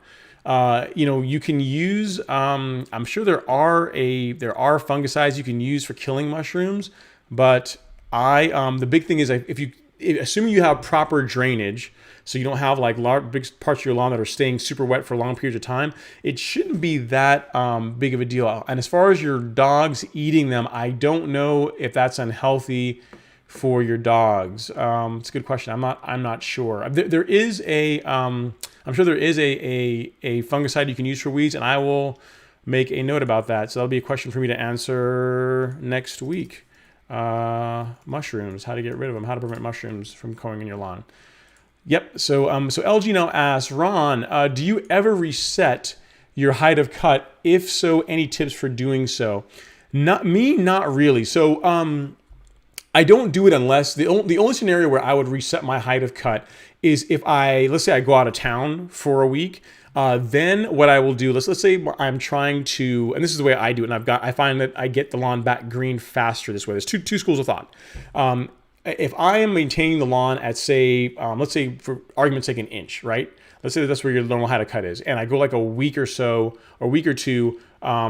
or a week without cutting the lawn because of I'm out of town or whatever, right? You can cut the lawn back to an inch, but what I find is it's going to take longer. Like it's going to take like several mowings, probably a week and a half, 2 weeks of mowing back at the normal height to get it to green back up. What I find is if I go down to, let's say, like 0.7, so I cut a little bit lower than the height that I want to maintain the lawn as, what that's doing is it's cutting, I mean, the entire lawn's going to get brown when you do this, so just know that.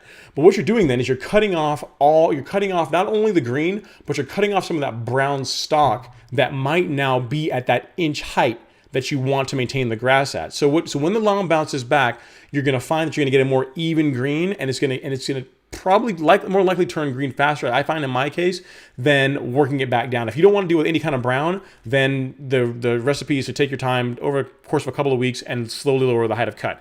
If you don't care about it being brown for several days, maybe up to a week, then cut a little bit lower than the height of cut that you want.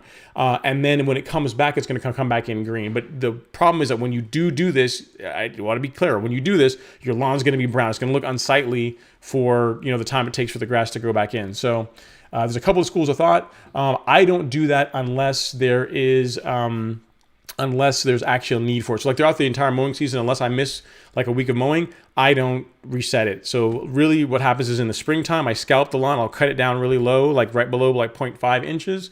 And then I'll just start cutting it. And then I typically end up by late spring around 0.70, and I just maintain the lawn at that height throughout the growing season. I don't really change heights of cut while the grass is growing. Like right now, when I go out and cut the Bermuda tomorrow afternoon, it's going to get cut at 0.70. Even we're about to go into October. So hopefully that helps answer your question.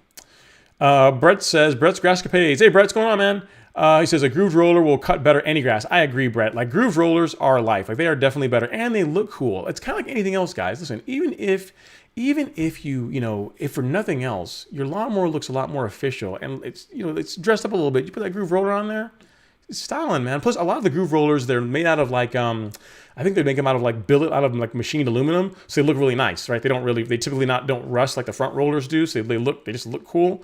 Dress up your mower a little bit, and your grass looks better in the process. Man, Brett's chiming in. It's pretty awesome.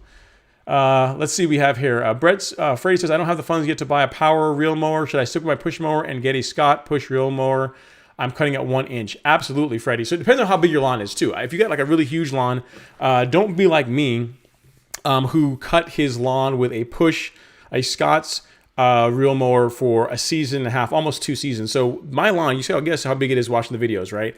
For the first time, like if you guys go, and you guys can see it, there's evidence of it. You go back to the first and second season of Project Golf Course Lawn. The first reel mower I had was a 16 inch. Now I had the 20, I had the 16 inch Scott's reel mower, like the little push one. So I was cutting like almost 12,000 square feet with a 16 inch push reel mower. And yes, I know that's insane. When I think about it, even saying it now, it sounds even more insane, but I did that for like the entire season. And then the following season, I said, you know what? I got to upgrade. I got to step it up, guys. 16 inches, not enough. So I went up to the 20 inch. I got the 20 inch, and the 20 inch does cut a lot better than the 16 inch. So starting out, get that 20 inch push mower, and you can get really good results with it. I did that, and your lawn is going to look better than if you cut it with a rotary mower, or unless save like the super high end rotary mowers, right? Your typical Home Depot rotary mower or the 20 inch Scotts, you're going to get a better quality of cut with the 20 inch Scotts until you can graduate to a powered one. So yeah, I mean, I absolutely did that. It's a great idea. You'll get a great result. And I did it. And yes, I know I'm crazy for doing that. I'm sure you guys are judging me right now, but I don't care, because you do what you have to do, man, when you're first starting out, right? Right. So John D says, buy a manual blade push mower. And I would go with the Scott's one.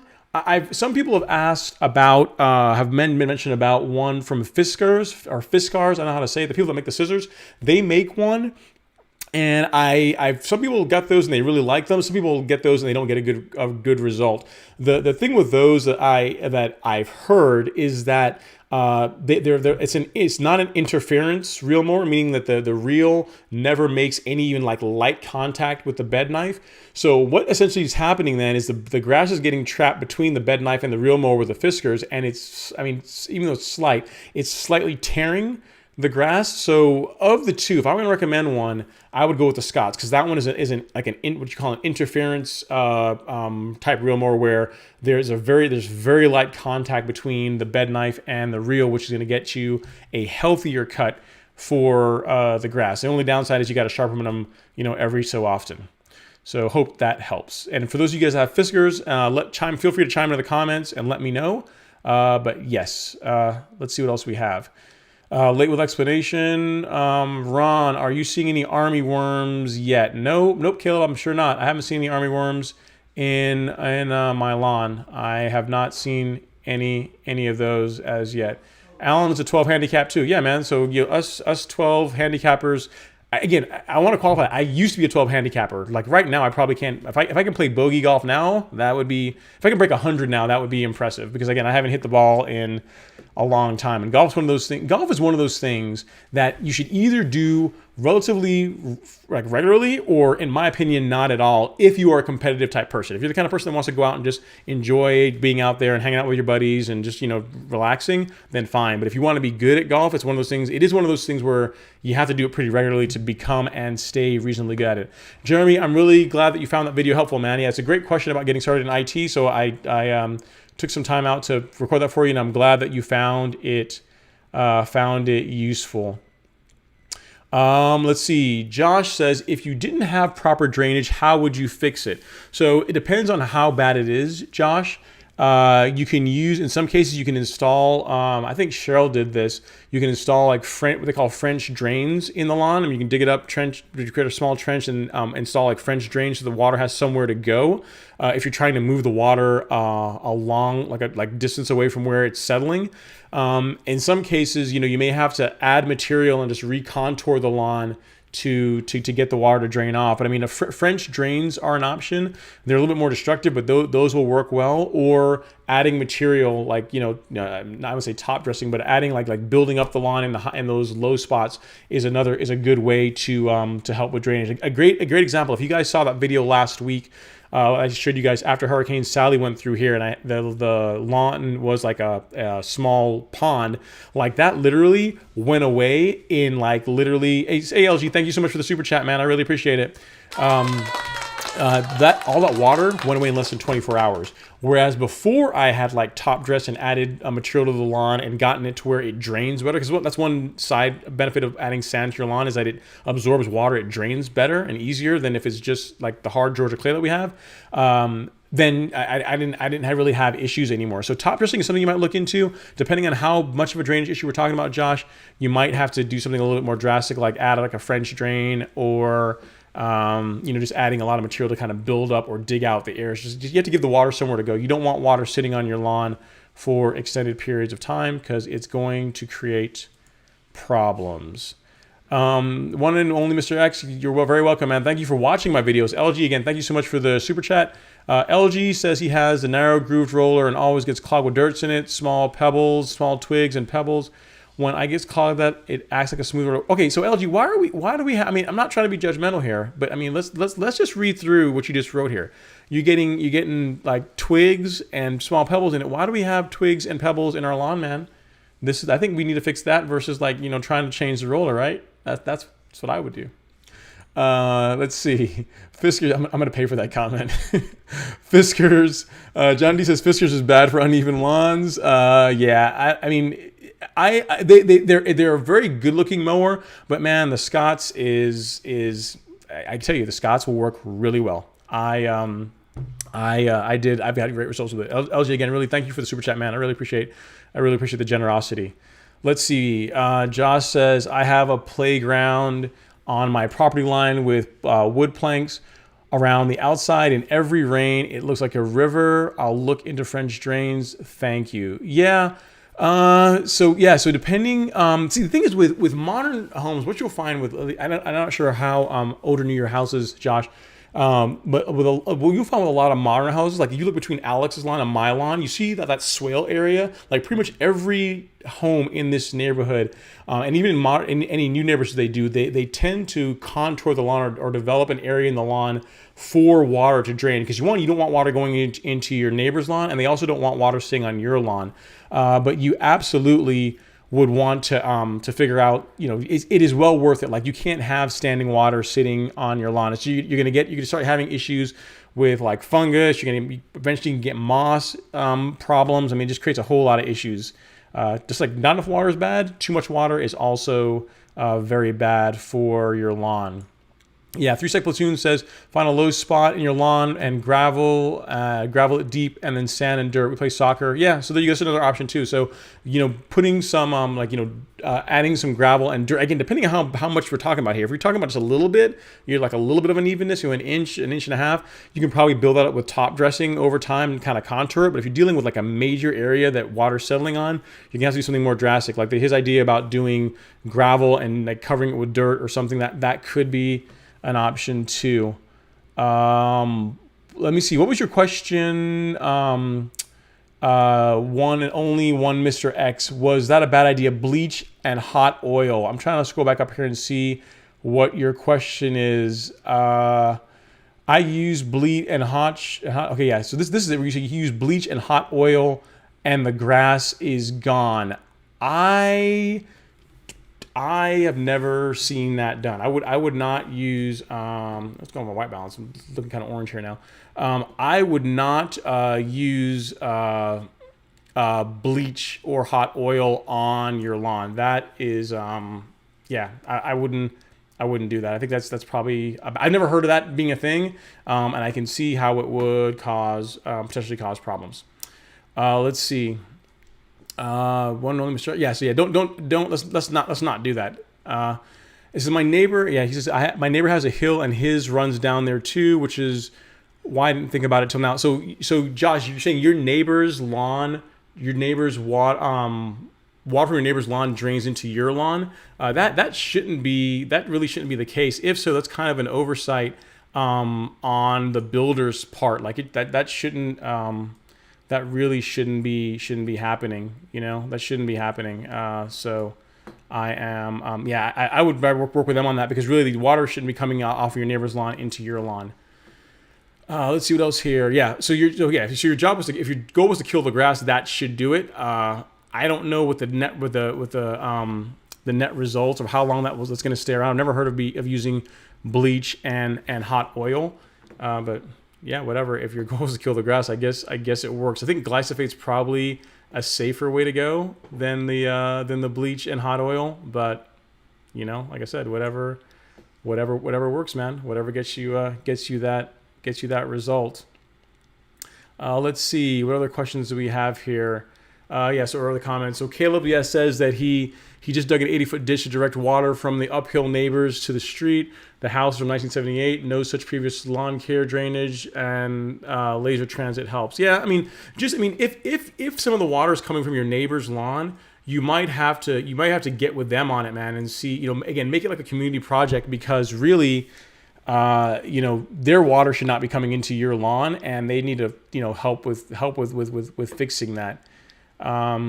Yep. So Alan is saying, so I learned something new. I guess a good way to kill your lawn is to put bleach and hot oil on it. I am not going to do that, but it's good to know. So Alan's saying that his wife spilled coconut oil on the lawn. It was solid, but of course it melted, and a 3-foot by 6-inch strip, totally dead grass the rest of the season. Happened back in July. Wow.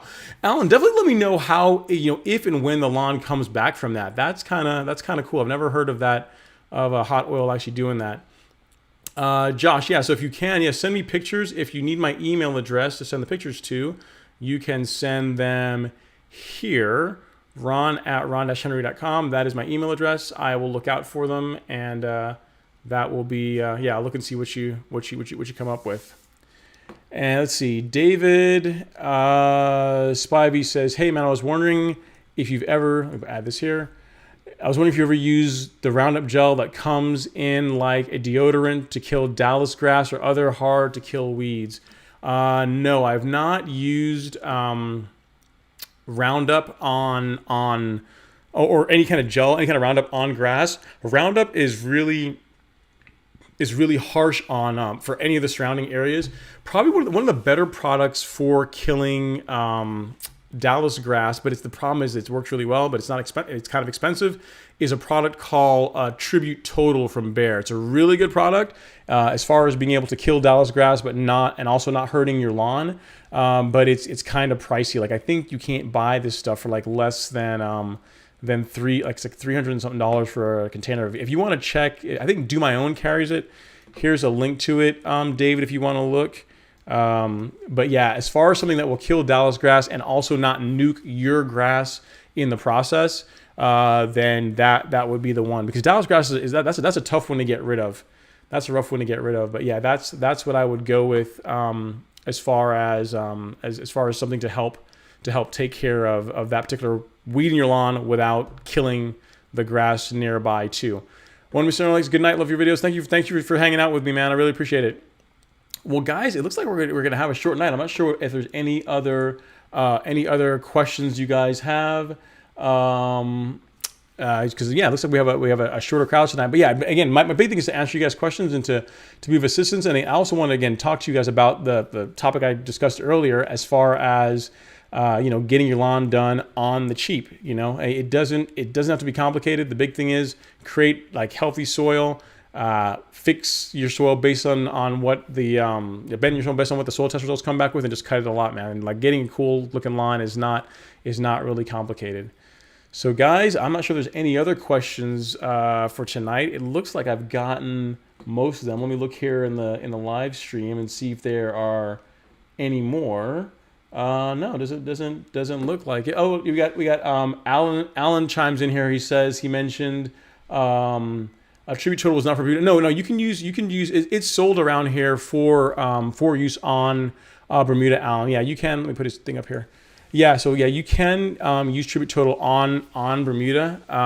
MSMA can be used for Dallas grass, but I think MSMA is not. I'm not sure if you're supposed to use that on residential lawns. Like I know one of the pre-emergents I use, or I've mentioned, is not for residential lawns, but I'm not sure if MSMA is rated for residential lawns. It will kill Dallas grass, but it's also going to knock your Kenny, what he said, it's going to knock your Bermuda back a little bit. So unless your lawn is really a golf course, not just a golf course lawn, you're not supposed to use MSMA on your turf. So yeah. But it is also very, very effective against Dallas grass. There's another YouTuber, I forget his name. I can see his name. He runs like a lawn care business, and he's from Alabama, and he has a really good video on MSMA if you guys are interested in that. But yeah, it's good product, but you're technically not supposed to use it on your lawn for home. Let's see. We have here, thanks man, I got my lawn looking like a golf course. How many pounds of nitrogen should we put out now? I mean, Bermuda is like 1 pound of nitrogen per month when it's one. Okay, so this is a good question. How many pounds of nitrogen should you put out now? Right now, I'd probably, you could go anywhere between half a pound to 1 pound, because the requirements for the Bermuda are starting to taper off. Like the lawn's not actively growing as much.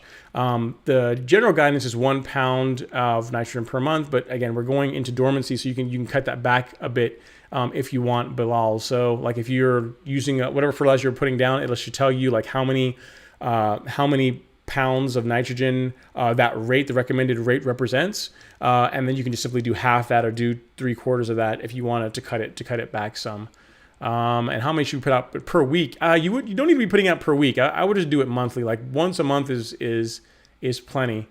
No weekly giveaway. LG, I've got to figure out how to do that, because I want to do another soil test. Perhaps I think next week I will do that. Next week, how about that, guys? I'll do one of these, my soil test kit for next week. So I keep talking about soil testing all the time.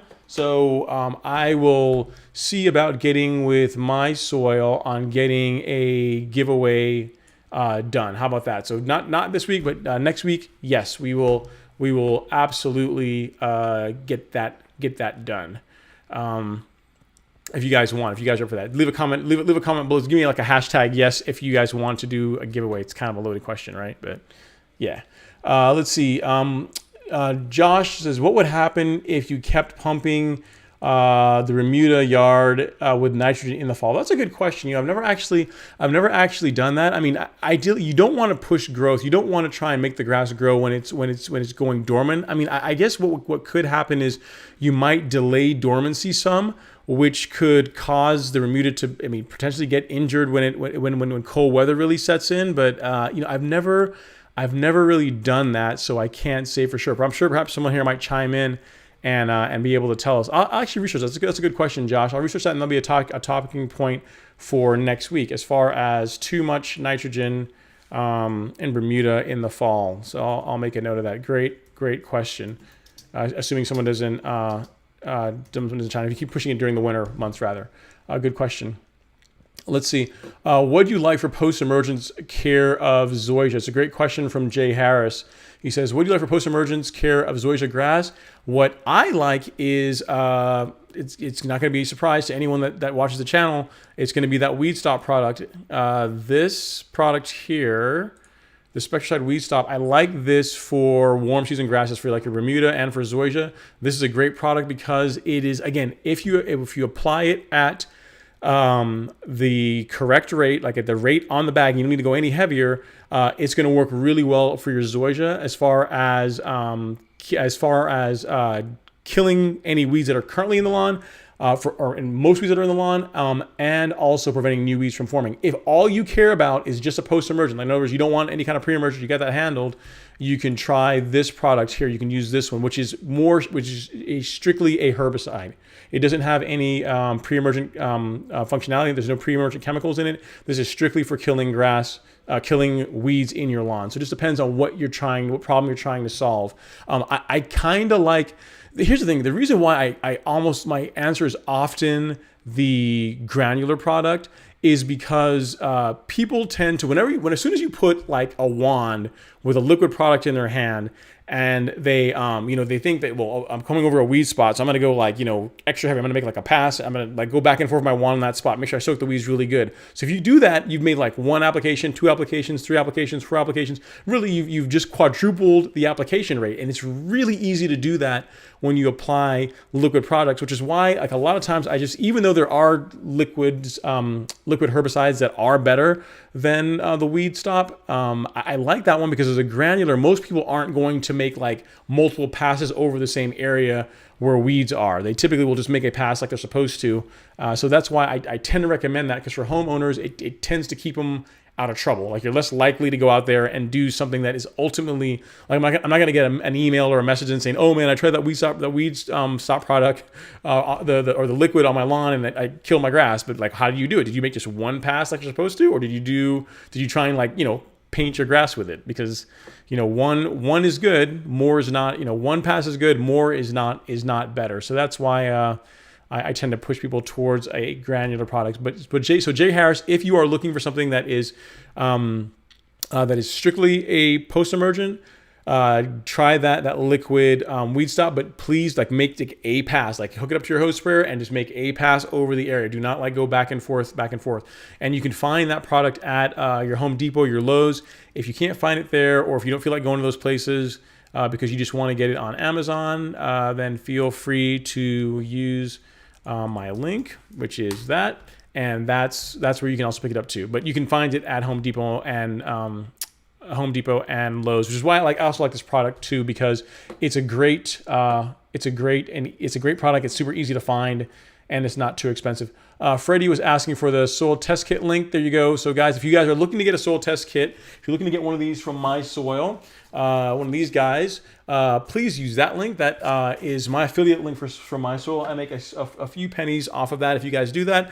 And if you're looking for an amazing tool for getting your soil samples, I gotta get something here so the focus will work.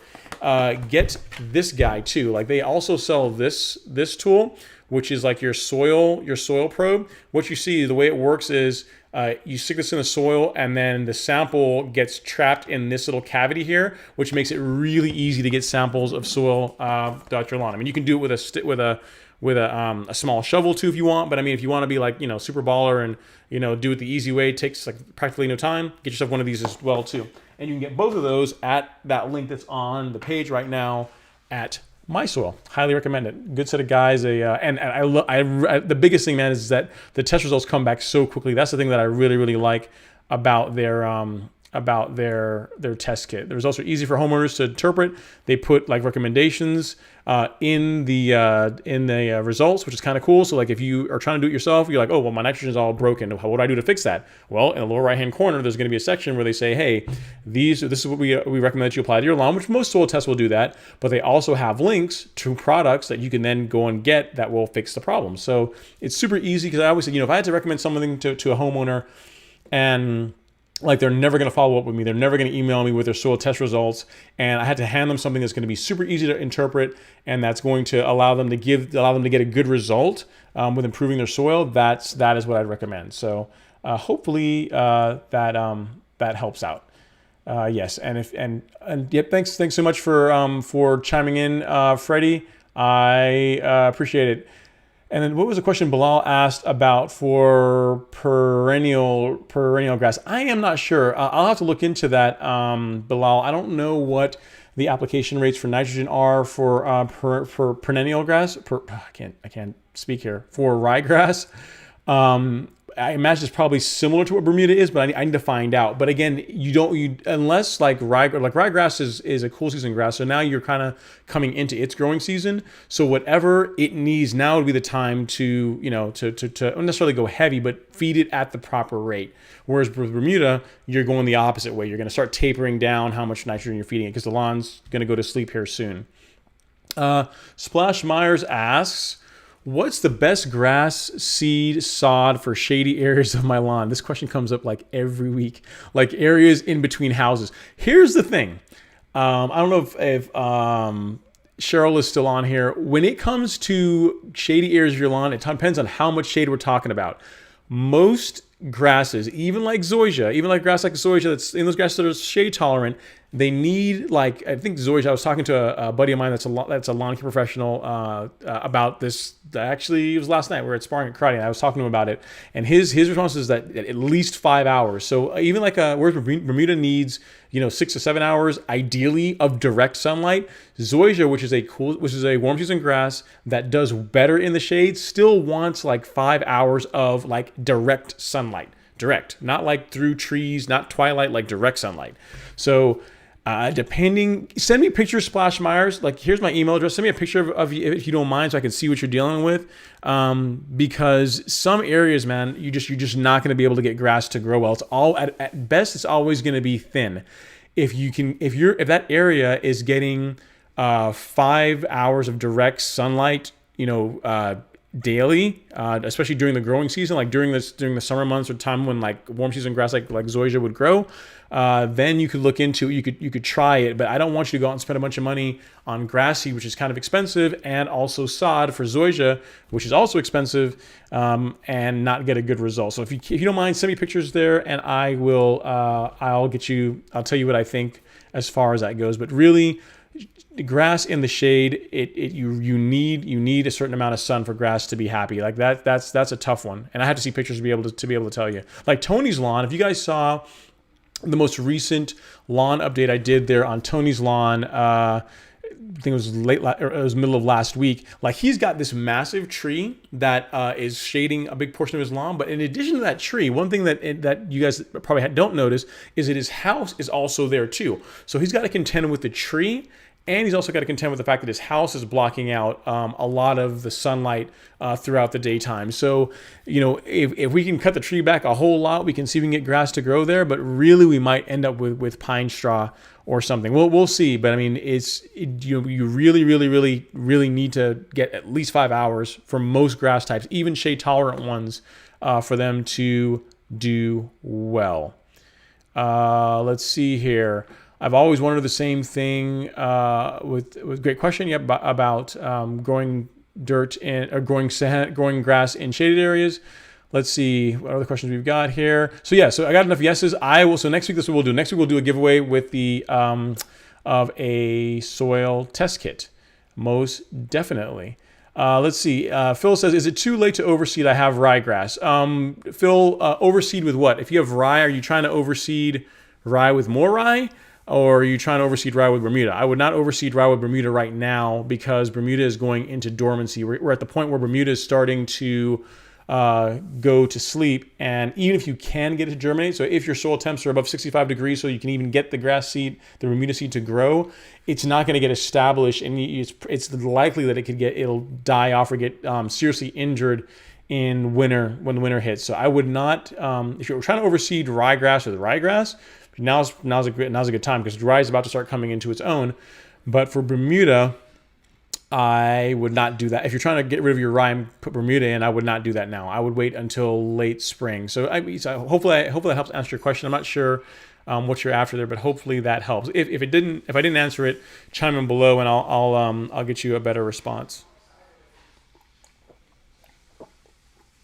Let's see.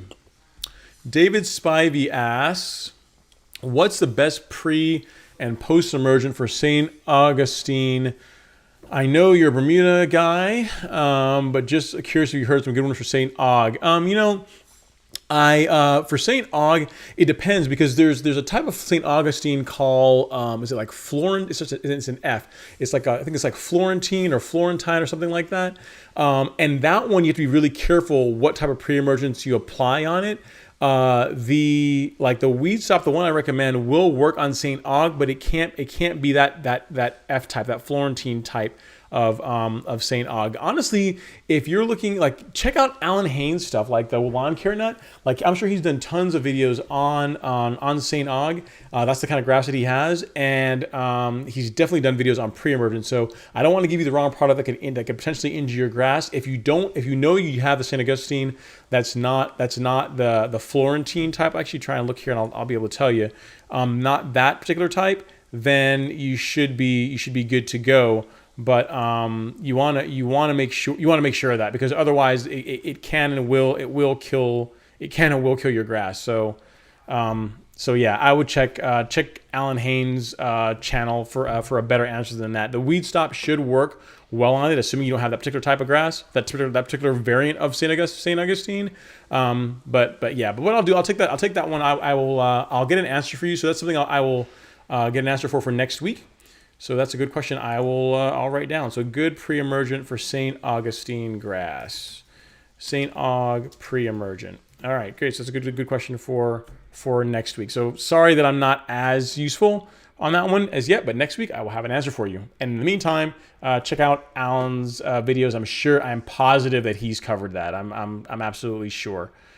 Let's see. Yeah, Home Depot has Spectracide weed stop concentrate for $8 or $9. There you go. So yes, you can get the concentrate cheaper probably there, because Amazon. The thing with Amazon, you got Amazon Prime. So yeah, Prime is free, but it's really not free. Like they have to especially if it's not being sold by Amazon, they have to kind of make up the shipping cost somehow. So the price is not always necessarily the best on Amazon. So check locally, man. Check your Home Depot or your Lowe's and see if they have it, if they carry it. Sir Crisis says, it doesn't look like your lawn is fenced in. Do you have any issues with kids and neighbors ongoing on your lawn? Yes, I do. It's not fenced in. And no, yeah, dude, there's so if you walk on my back lawn, you'll notice there's a house in the background. And what happens is my lawn goes out and then it falls away, it falls off. And there's a family that lives there and they have kids, and sometimes they'll be up there with their bike, not every now and then with their bikes. They try to keep their bikes off the lawn, but they're playing on it or running around and they have a good time. I don't really care. I mean, it's Bermuda. You're not going to hurt it. This past 4th of July, people were over, friends and were over, and they were lighting off fireworks on it. So it's, you're not going to hurt the grass. I don't really mind.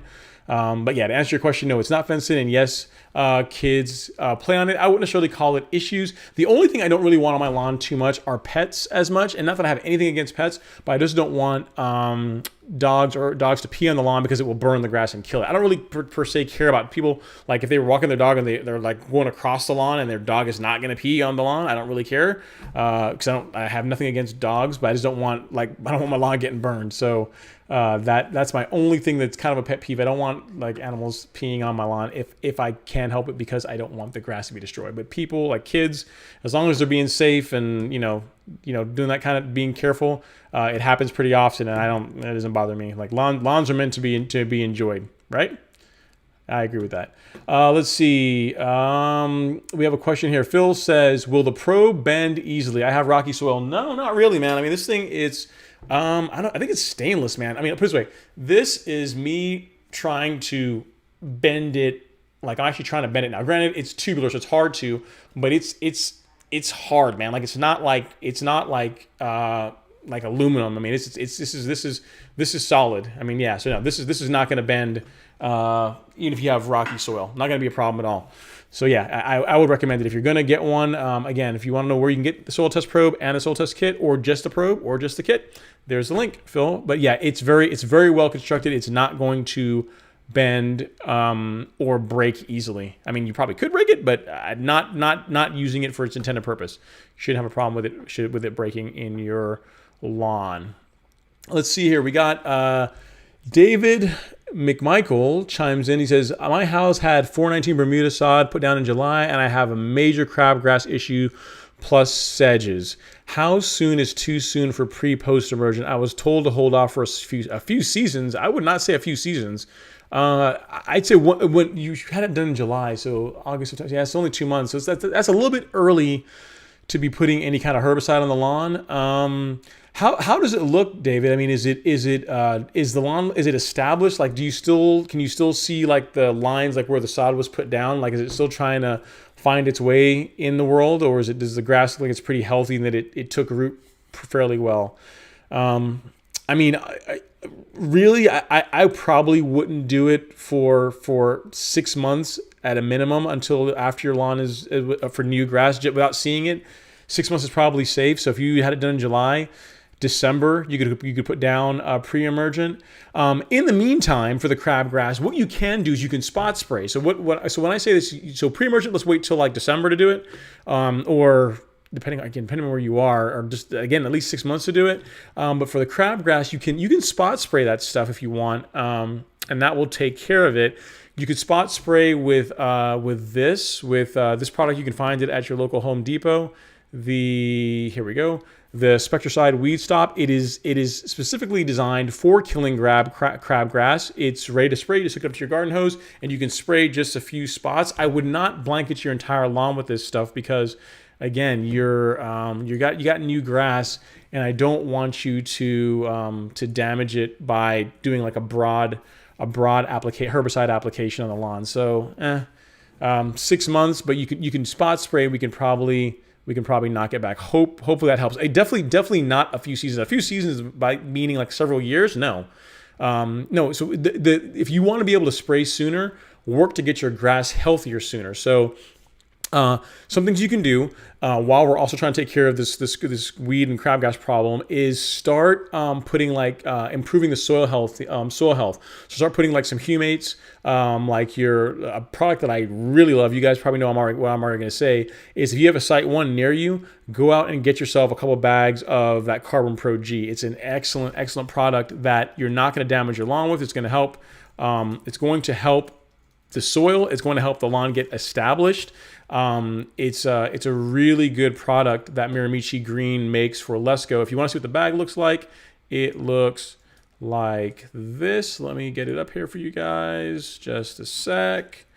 There we go. It looks like that. So this is what it looks like. And Site 1, Lesco is the only distributor is the sole distributor for it. So Site 1 is going to be the easiest place to get it. Like pretty much all Site 1s are going to have this, or can get it within a day or two. So yeah, this is the thing I would recommend putting down on your lawn. Now, what's in it, you may ask? It's got three major components. One, it's got biochar. So what that's going to do is it's going to help improve water retention, and it's going to make the nutrients that are in your soil available to that fresh, beautiful sod that you just put down. Second, it has compost.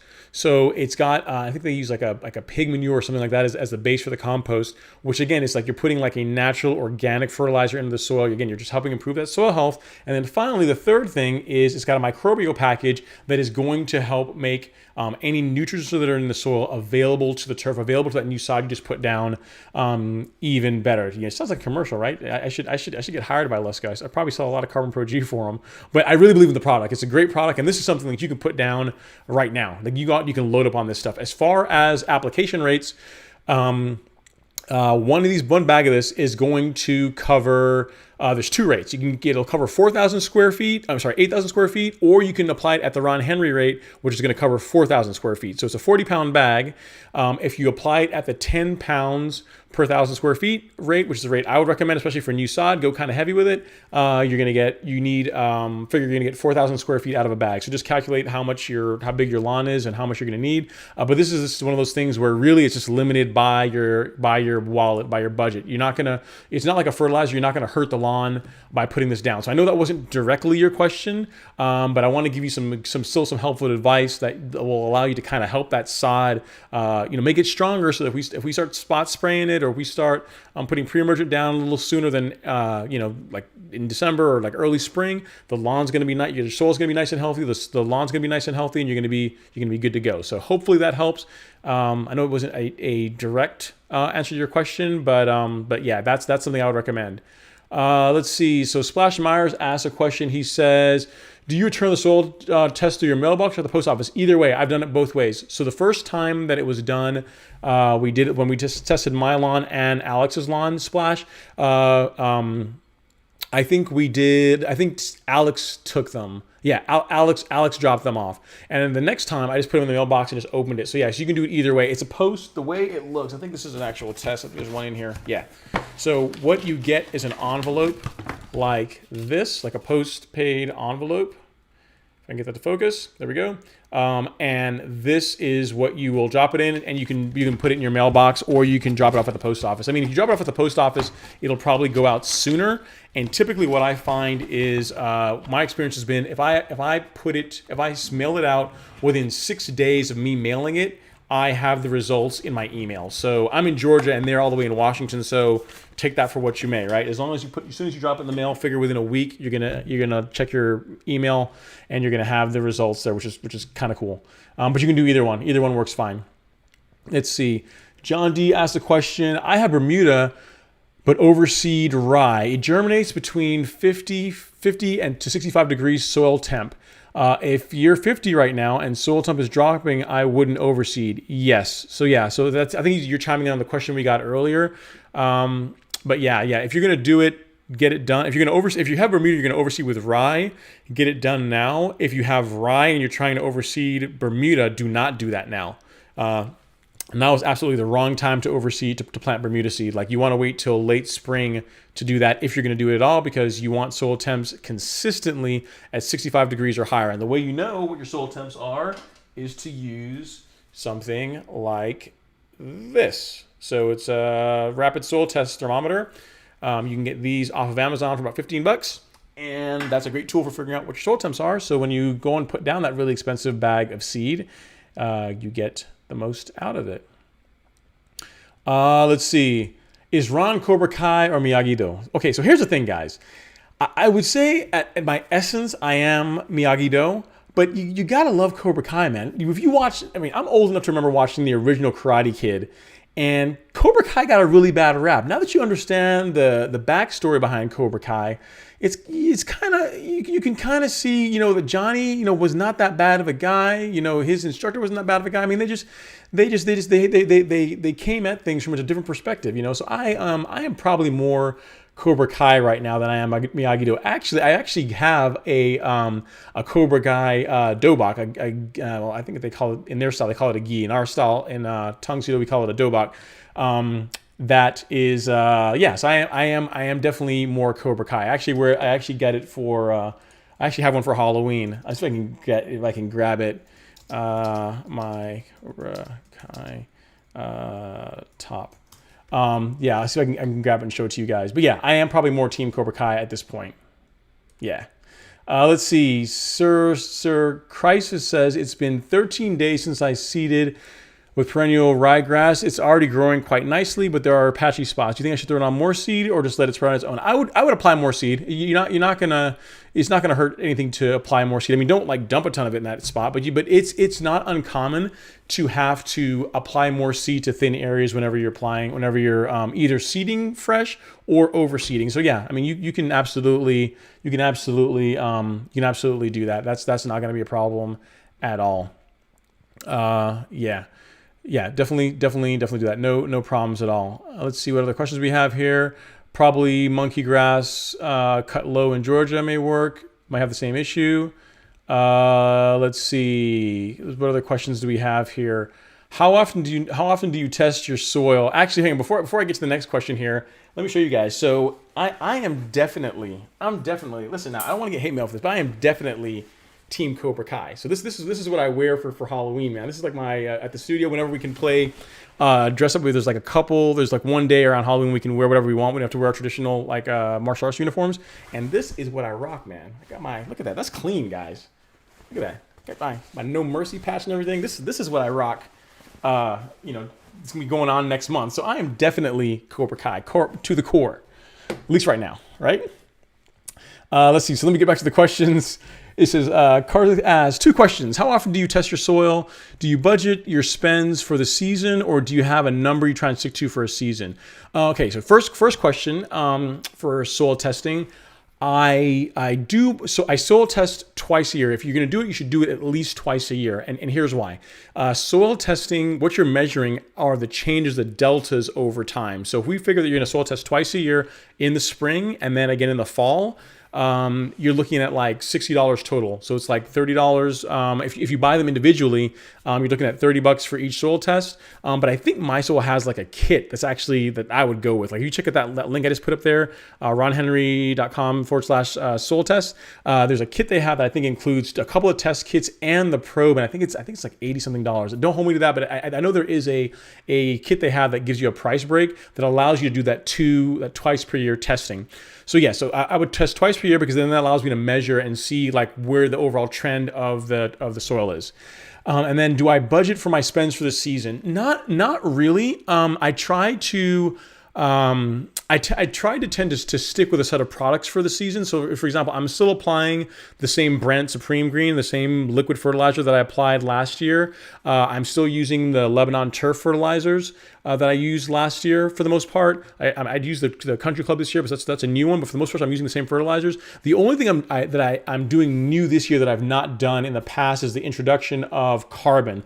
So, like some of these liquid products from Miramichi Green, so like this guy, so like the Release Zero, like that product is something new that I'm trying out this year that was not strictly in the initial plan for the season when I started this year. But yeah, I have an idea of what I'm going to spend annually on lawn care products because I know pretty much what I'm going to use. Because the thing is, with a lot of this stuff, especially the liquids, depending on the size of your lawn, like you buy a jug of this stuff and it's going to last you for a couple of years. Like it's not just once, you're not going to only use it like every season. Like PGR's that way. For example, a good example, you buy like a jug of T-Nex, like a gallon of T-Nex.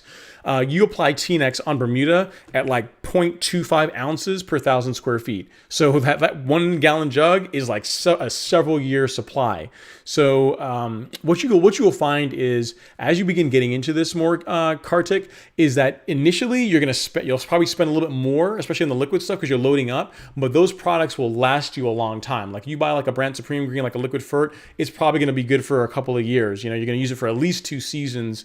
So yes, I do. I don't have a budget per se, but I do have an idea of how much I'm going to spend because I use the same products pretty much each season. Like, and I know what works, or I have a formula that works well for me, and I tend to stick to that. That's why I tend to not try a lot of different fertilizers. Like you guys will notice, like I'll try, like I went from ProScape to the Country Club, but I don't really change granular fertilizers that much because like I have a couple that work really well that I can find locally. So there's just no reason to really make it too complicated. And the stuff that I use is pretty reasonably priced, I think, for what it does. Hopefully that helps. Hey, Alex chiming in. Let's see.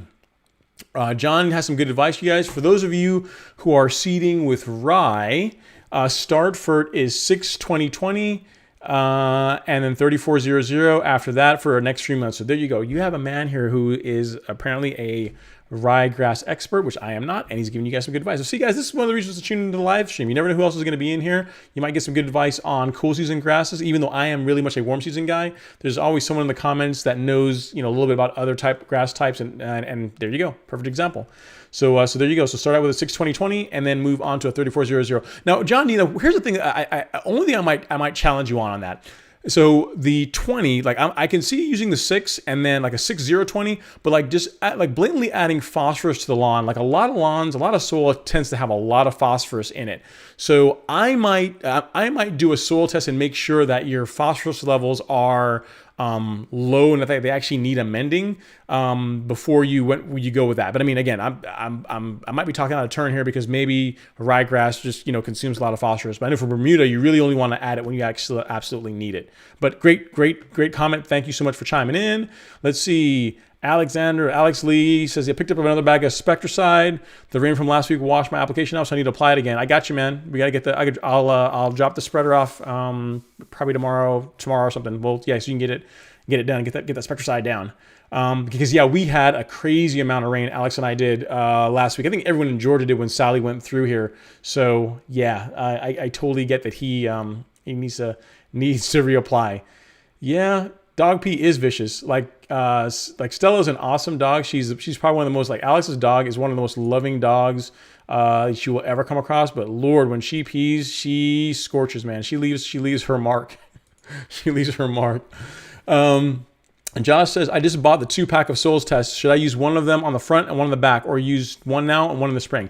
It depends on you. So here's what I've done. If you are trying to seriously nerd out, you would use one. It depends how big your lawn is too, but use one in the back, one in the front. If you have reason to believe that the soil is vastly different between the two, so it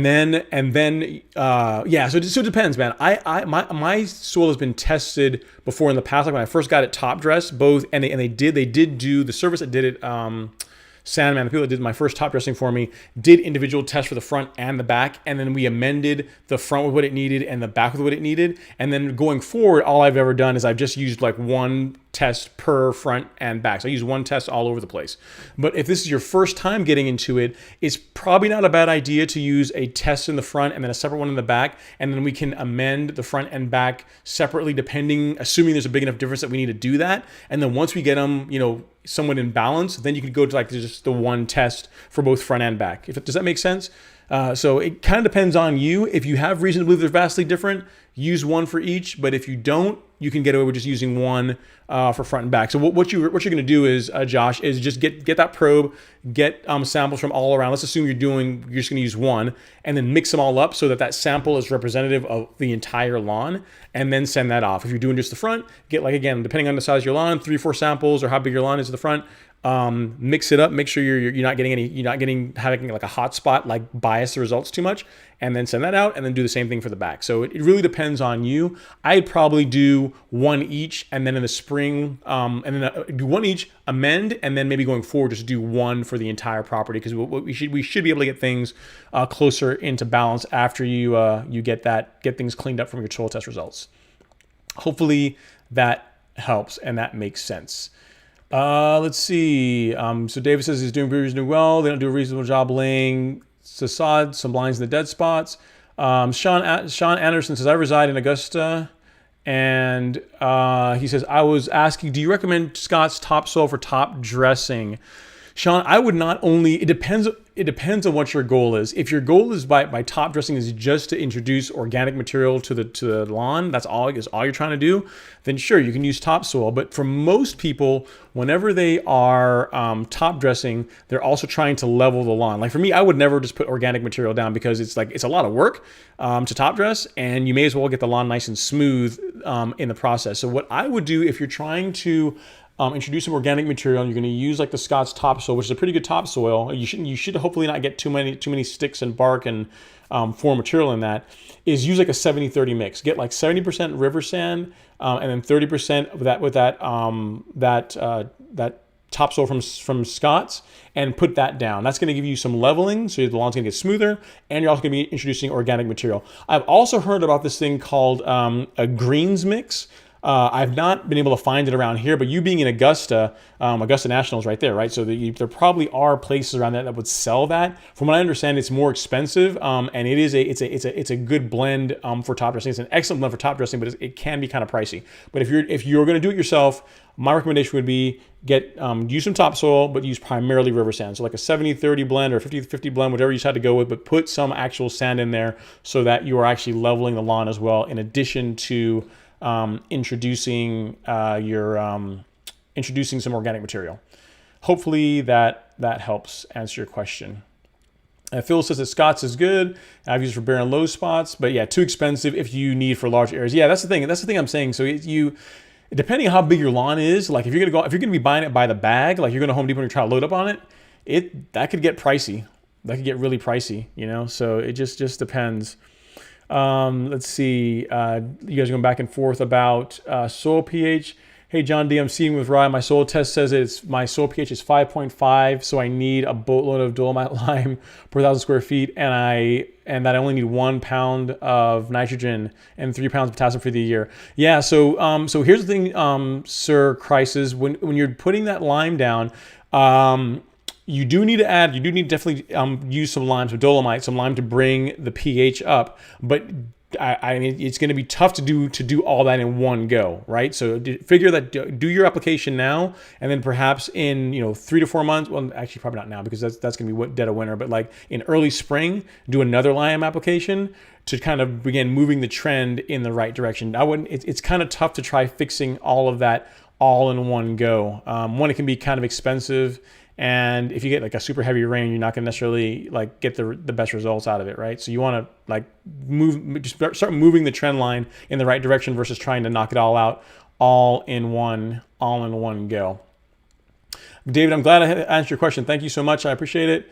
Let's see. Jay Harris says, can the Let's Go Carbon Pro G apply at the time of seeding? Absolutely. Yes, you can. You can apply it with it. I mean, so the secret sauce, if you are, and you go to Site One, you talk to them about this, they'll tell you, if you're going to, say you have a new property, right? And you're going to, and I guess you really wouldn't do this because the builder probably wouldn't let you, but let's say you have a new sodding project, right? Like the secret sauce, like to get a really good result would be to, like, once you get the area you're going to sod relatively level, is put down a nice, good, heavy application of that Carbon Pro G and then put the sod on top of it. That's really going to do a lot for helping that sod really get established faster. But to answer your question specifically, yes, you absolutely can apply it at the time of seeding. I mean, you could even, I don't know if you could mix the seed in your broadcast spreader, but yeah, you absolutely could seed and then do Carbon Pro G as well too. Absolutely, yeah, that's going to work. That's going to work absolutely well. No problems at all with that. That is what I would actually recommend. The only limit for Carbon Pro G is your pocketbook, is how much money you wanna spend. Listen, this started to sound like Star Trek or Star Wars. Oh, I'm behind the comments, obviously, on the Cobra Kai. Let's see. Hey, man, Cobra, you guys gotta show some love for Cobra Kai, man. Cobra Kai, Johnny was misunderstood. If you guys have been watching the series, if you guys not watched the Cobra Kai series, you need to watch it, man. It's going to show you that there's another side of the Karate Kid that Miyagi-Do just didn't understand. Miyagi-Do is actually like the bad guys kind of in this one. If you guys not watched Cobra Kai, check it out. It's actually really good. Hi, thanks for joining, Zio. We have a question here from Sir Crisis. He says, I have a rotary mower. What do you suggest for people wanting to mow low? Go low on the rotary, start with a manual reel mower, or just jump into a gas-powered reel mower like yours? Like all things, Sir Crisis, the answer is it depends. If you're, I think you said you have a warm season grass, right? So you have like a Bermuda or something, something that where a reel mower is the right type of mower to use on that type of grass. I would go, if you can swing it, absolutely just go right for the gas-powered reel mower. That's gonna produce, again, assuming that it's the correct mower for your grass type. If you're trying to cut below, 1.5 inches, that type of cutting height, it's healthier for the grass. You're gonna get a more even cut. It's gonna look better. It's gonna look better in every way. I mean, there's really, outside of cost, both the cost to buy it and the cost to maintain it, I'm trying to think if there's really any negatives to reel mowers. They're kind of heavy if you need to pick one up. They're pretty heavy, but I mean, outside of that, there's visually they look awesome, but there's tons of benefits with using reel mowers on your turf. But if you had to start out, with like a manual reel mower, that's going to be good too. Don't I started cutting my lawn as big as it is with a Scott's reel mower. I had the 16-inch first, then I went to the 20-inch. So yeah, you can even using like a push reel mower, you're going to get a really good result on your lawn. You like the way it looks with that over most rotary mowers. If you're comparing like a push reel mower to like a high-end rotary mower, the results are probably going to be comparable. But overall, again, the reel mower is still healthier for your grass because just by the way it cuts the grass. But if you can do it, man, go for the gas-powered one. I would recommend True Cut if you're going to if you're looking for one. True Cut makes a really good mower, and for the money, it's really good value for money. You can pick them up used for anywhere between $650 to under $1,000 for like a 27 or 25 inch with the Honda GX engine. The commercial one, but that's the one you want. That's a good thing. If you're going to get one, if you're going to get a True Cut, get the one with the Honda GX engine. If you can get one brand new, they go for they're not cheap. They're $2,200, somewhere around there, with the roller attachment, so they're not inexpensive. But the fact is, you can find them pre-owned in good shape for under $1,000, and they've been taken care of. They're pretty much bulletproof. Like my neighbor, the guy that turned me on to them, his True Cut, his 27-inch is like 22 years old at this point. He's had it like 22 years. That's how long he's had that mower. And it still cuts great. It's a great cutting mower, still runs great, still starts every time on the first pull. So if you get a good one, especially with that Honda GX engine, which is like a commercial engine, it's going to last you a really long time. You're gonna be happy with it. So hopefully that helps answer your question. Well, guys, it looks like we are winding down here. I'm not sure if there's any other questions you guys have. Again, I am here just to at your service to answer questions as much as I can. I'm not sure if I missed anything. I'm scrolling back up here through the comments to make sure I didn't. Let's see. Questions about Sir Crisis. You talked about, one question I missed from you again too. You said you have some Jonathan Green 10020. I was thinking about getting more to divide up for the growing season. That's okay, right? I think what you're asking me, let me see. You have some Jonathan Green 10020, and you're thinking about getting more to divide up for the growing season. If you're asking if you should get more so you have more over the course of the growing season, sure, yeah. I mean, because a 10020 is probably unlikely to be enough to feed your lawn for the entire growing season. So yeah, get more of it. Getting more is fine, especially if you like the product and you get good results with it. Then yeah. I mean, a 10020, just one bag of that is probably not going to be enough. David, thanks so much, man. I'm glad that you hear that your lawn is looking great. My neighbor says he's envious me because of how green my lawn looks. Don't thank me, thank you, man. I just gave you some pointers on how to get your lawn looking good. The big thing is just to get out there and mow it. Just start paying attention, get that soil test done. I've had it up here forever, but get that soil test done and amend the soil. And once you've got healthy soil, it's just doing the work, just mowing. Like anybody that has a good looking lawn, I can look at a lawn and I have yet to see a lawn that looks very good that is not mowed regularly. Like that is always a secret ingredient. Like you may have differences in fertilizer. Like you look at it, like if you gotta look at the comments on my videos, you have some people that will swear by the Anderson's products. Some people love the Scott's products. Some people love the Let's Go products. Some people will have their fertilizer of choice to say this is the fertilizer, this is the one that will save all humanity. But the one thing that everyone has in common for a lawn that looks good is they're mowing it a lot. So I'm not saying there are differences in fertilizers, like that Country Club, the one that Lebanon Turf makes, that Country Club fertilizer that contains like some sea kelp in it, and it's got a really fine prill, and it's got like a combination of different types of nitrogen. Yes, that is like a very boutique fertilizer, and it is arguably and measurably better than like something you're gonna find at Home Depot. Yes, but if you're putting that fertilizer down, which is like $55 a bag fertilizer, like you're using a really high-end fertilizer on a lawn, and you're cutting it once every 3 weeks, it's really not going to matter.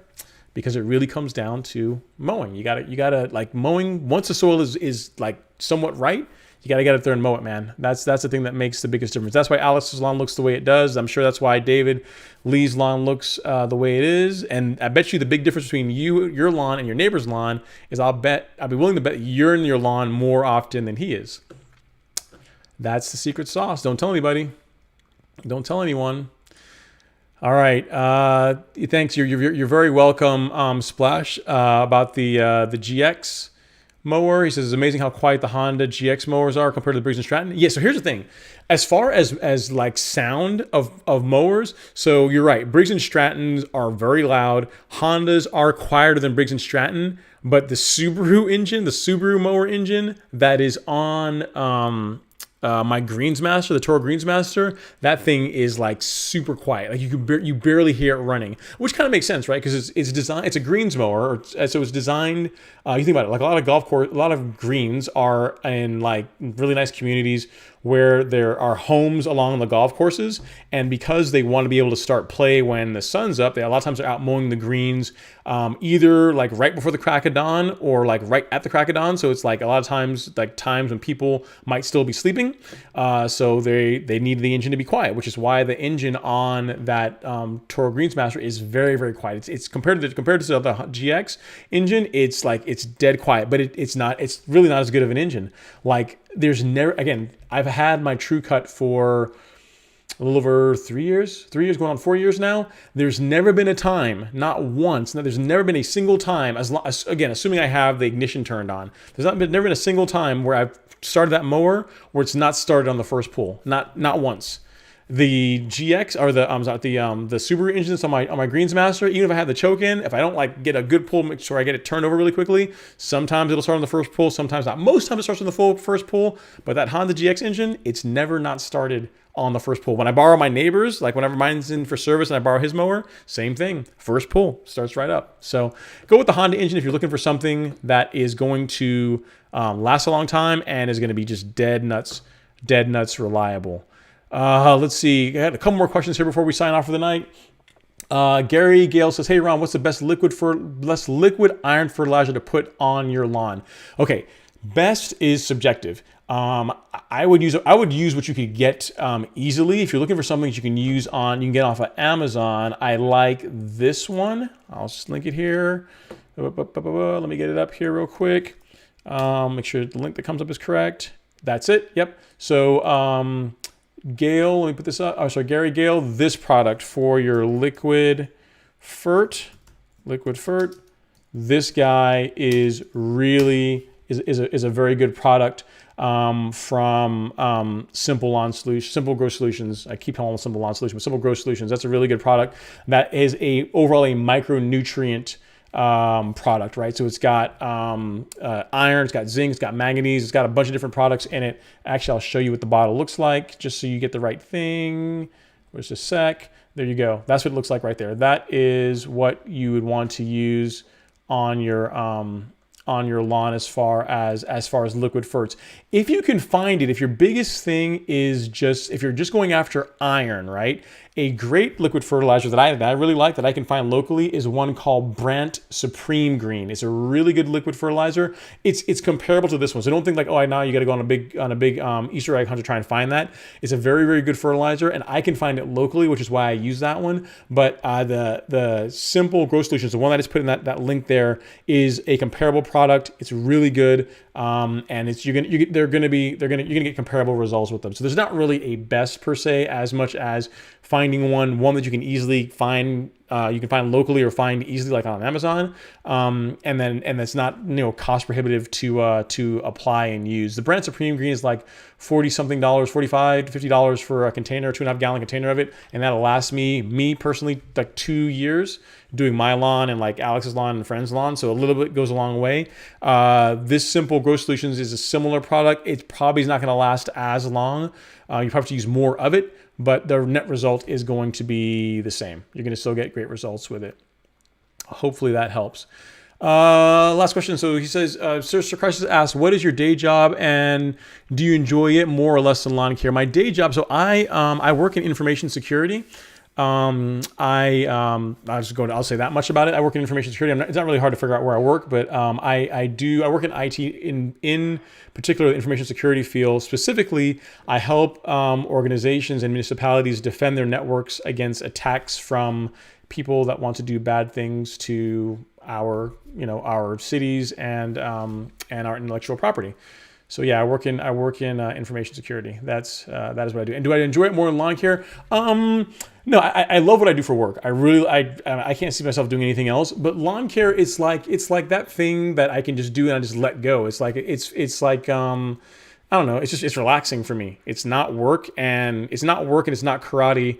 And it's very rewarding, right? So I can't say I necessarily like it more or less. I enjoy what I do for work. I enjoy lawn care, and I enjoy talking to you guys about it, which is why I make the YouTube videos, so I can be helpful and help people out and stuff. So yeah, I like them. I like them both, but that's what I do for work daily.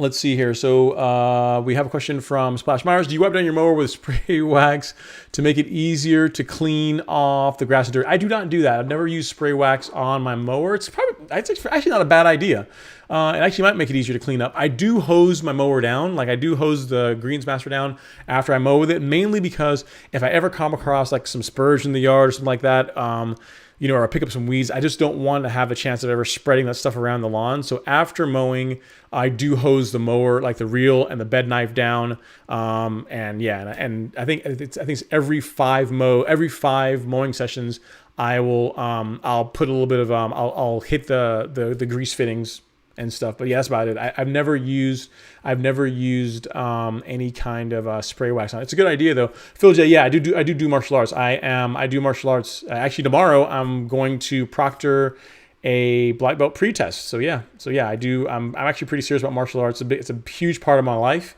So that's why I like Cobra Kai. I'm a huge karate fan, and so I do martial arts.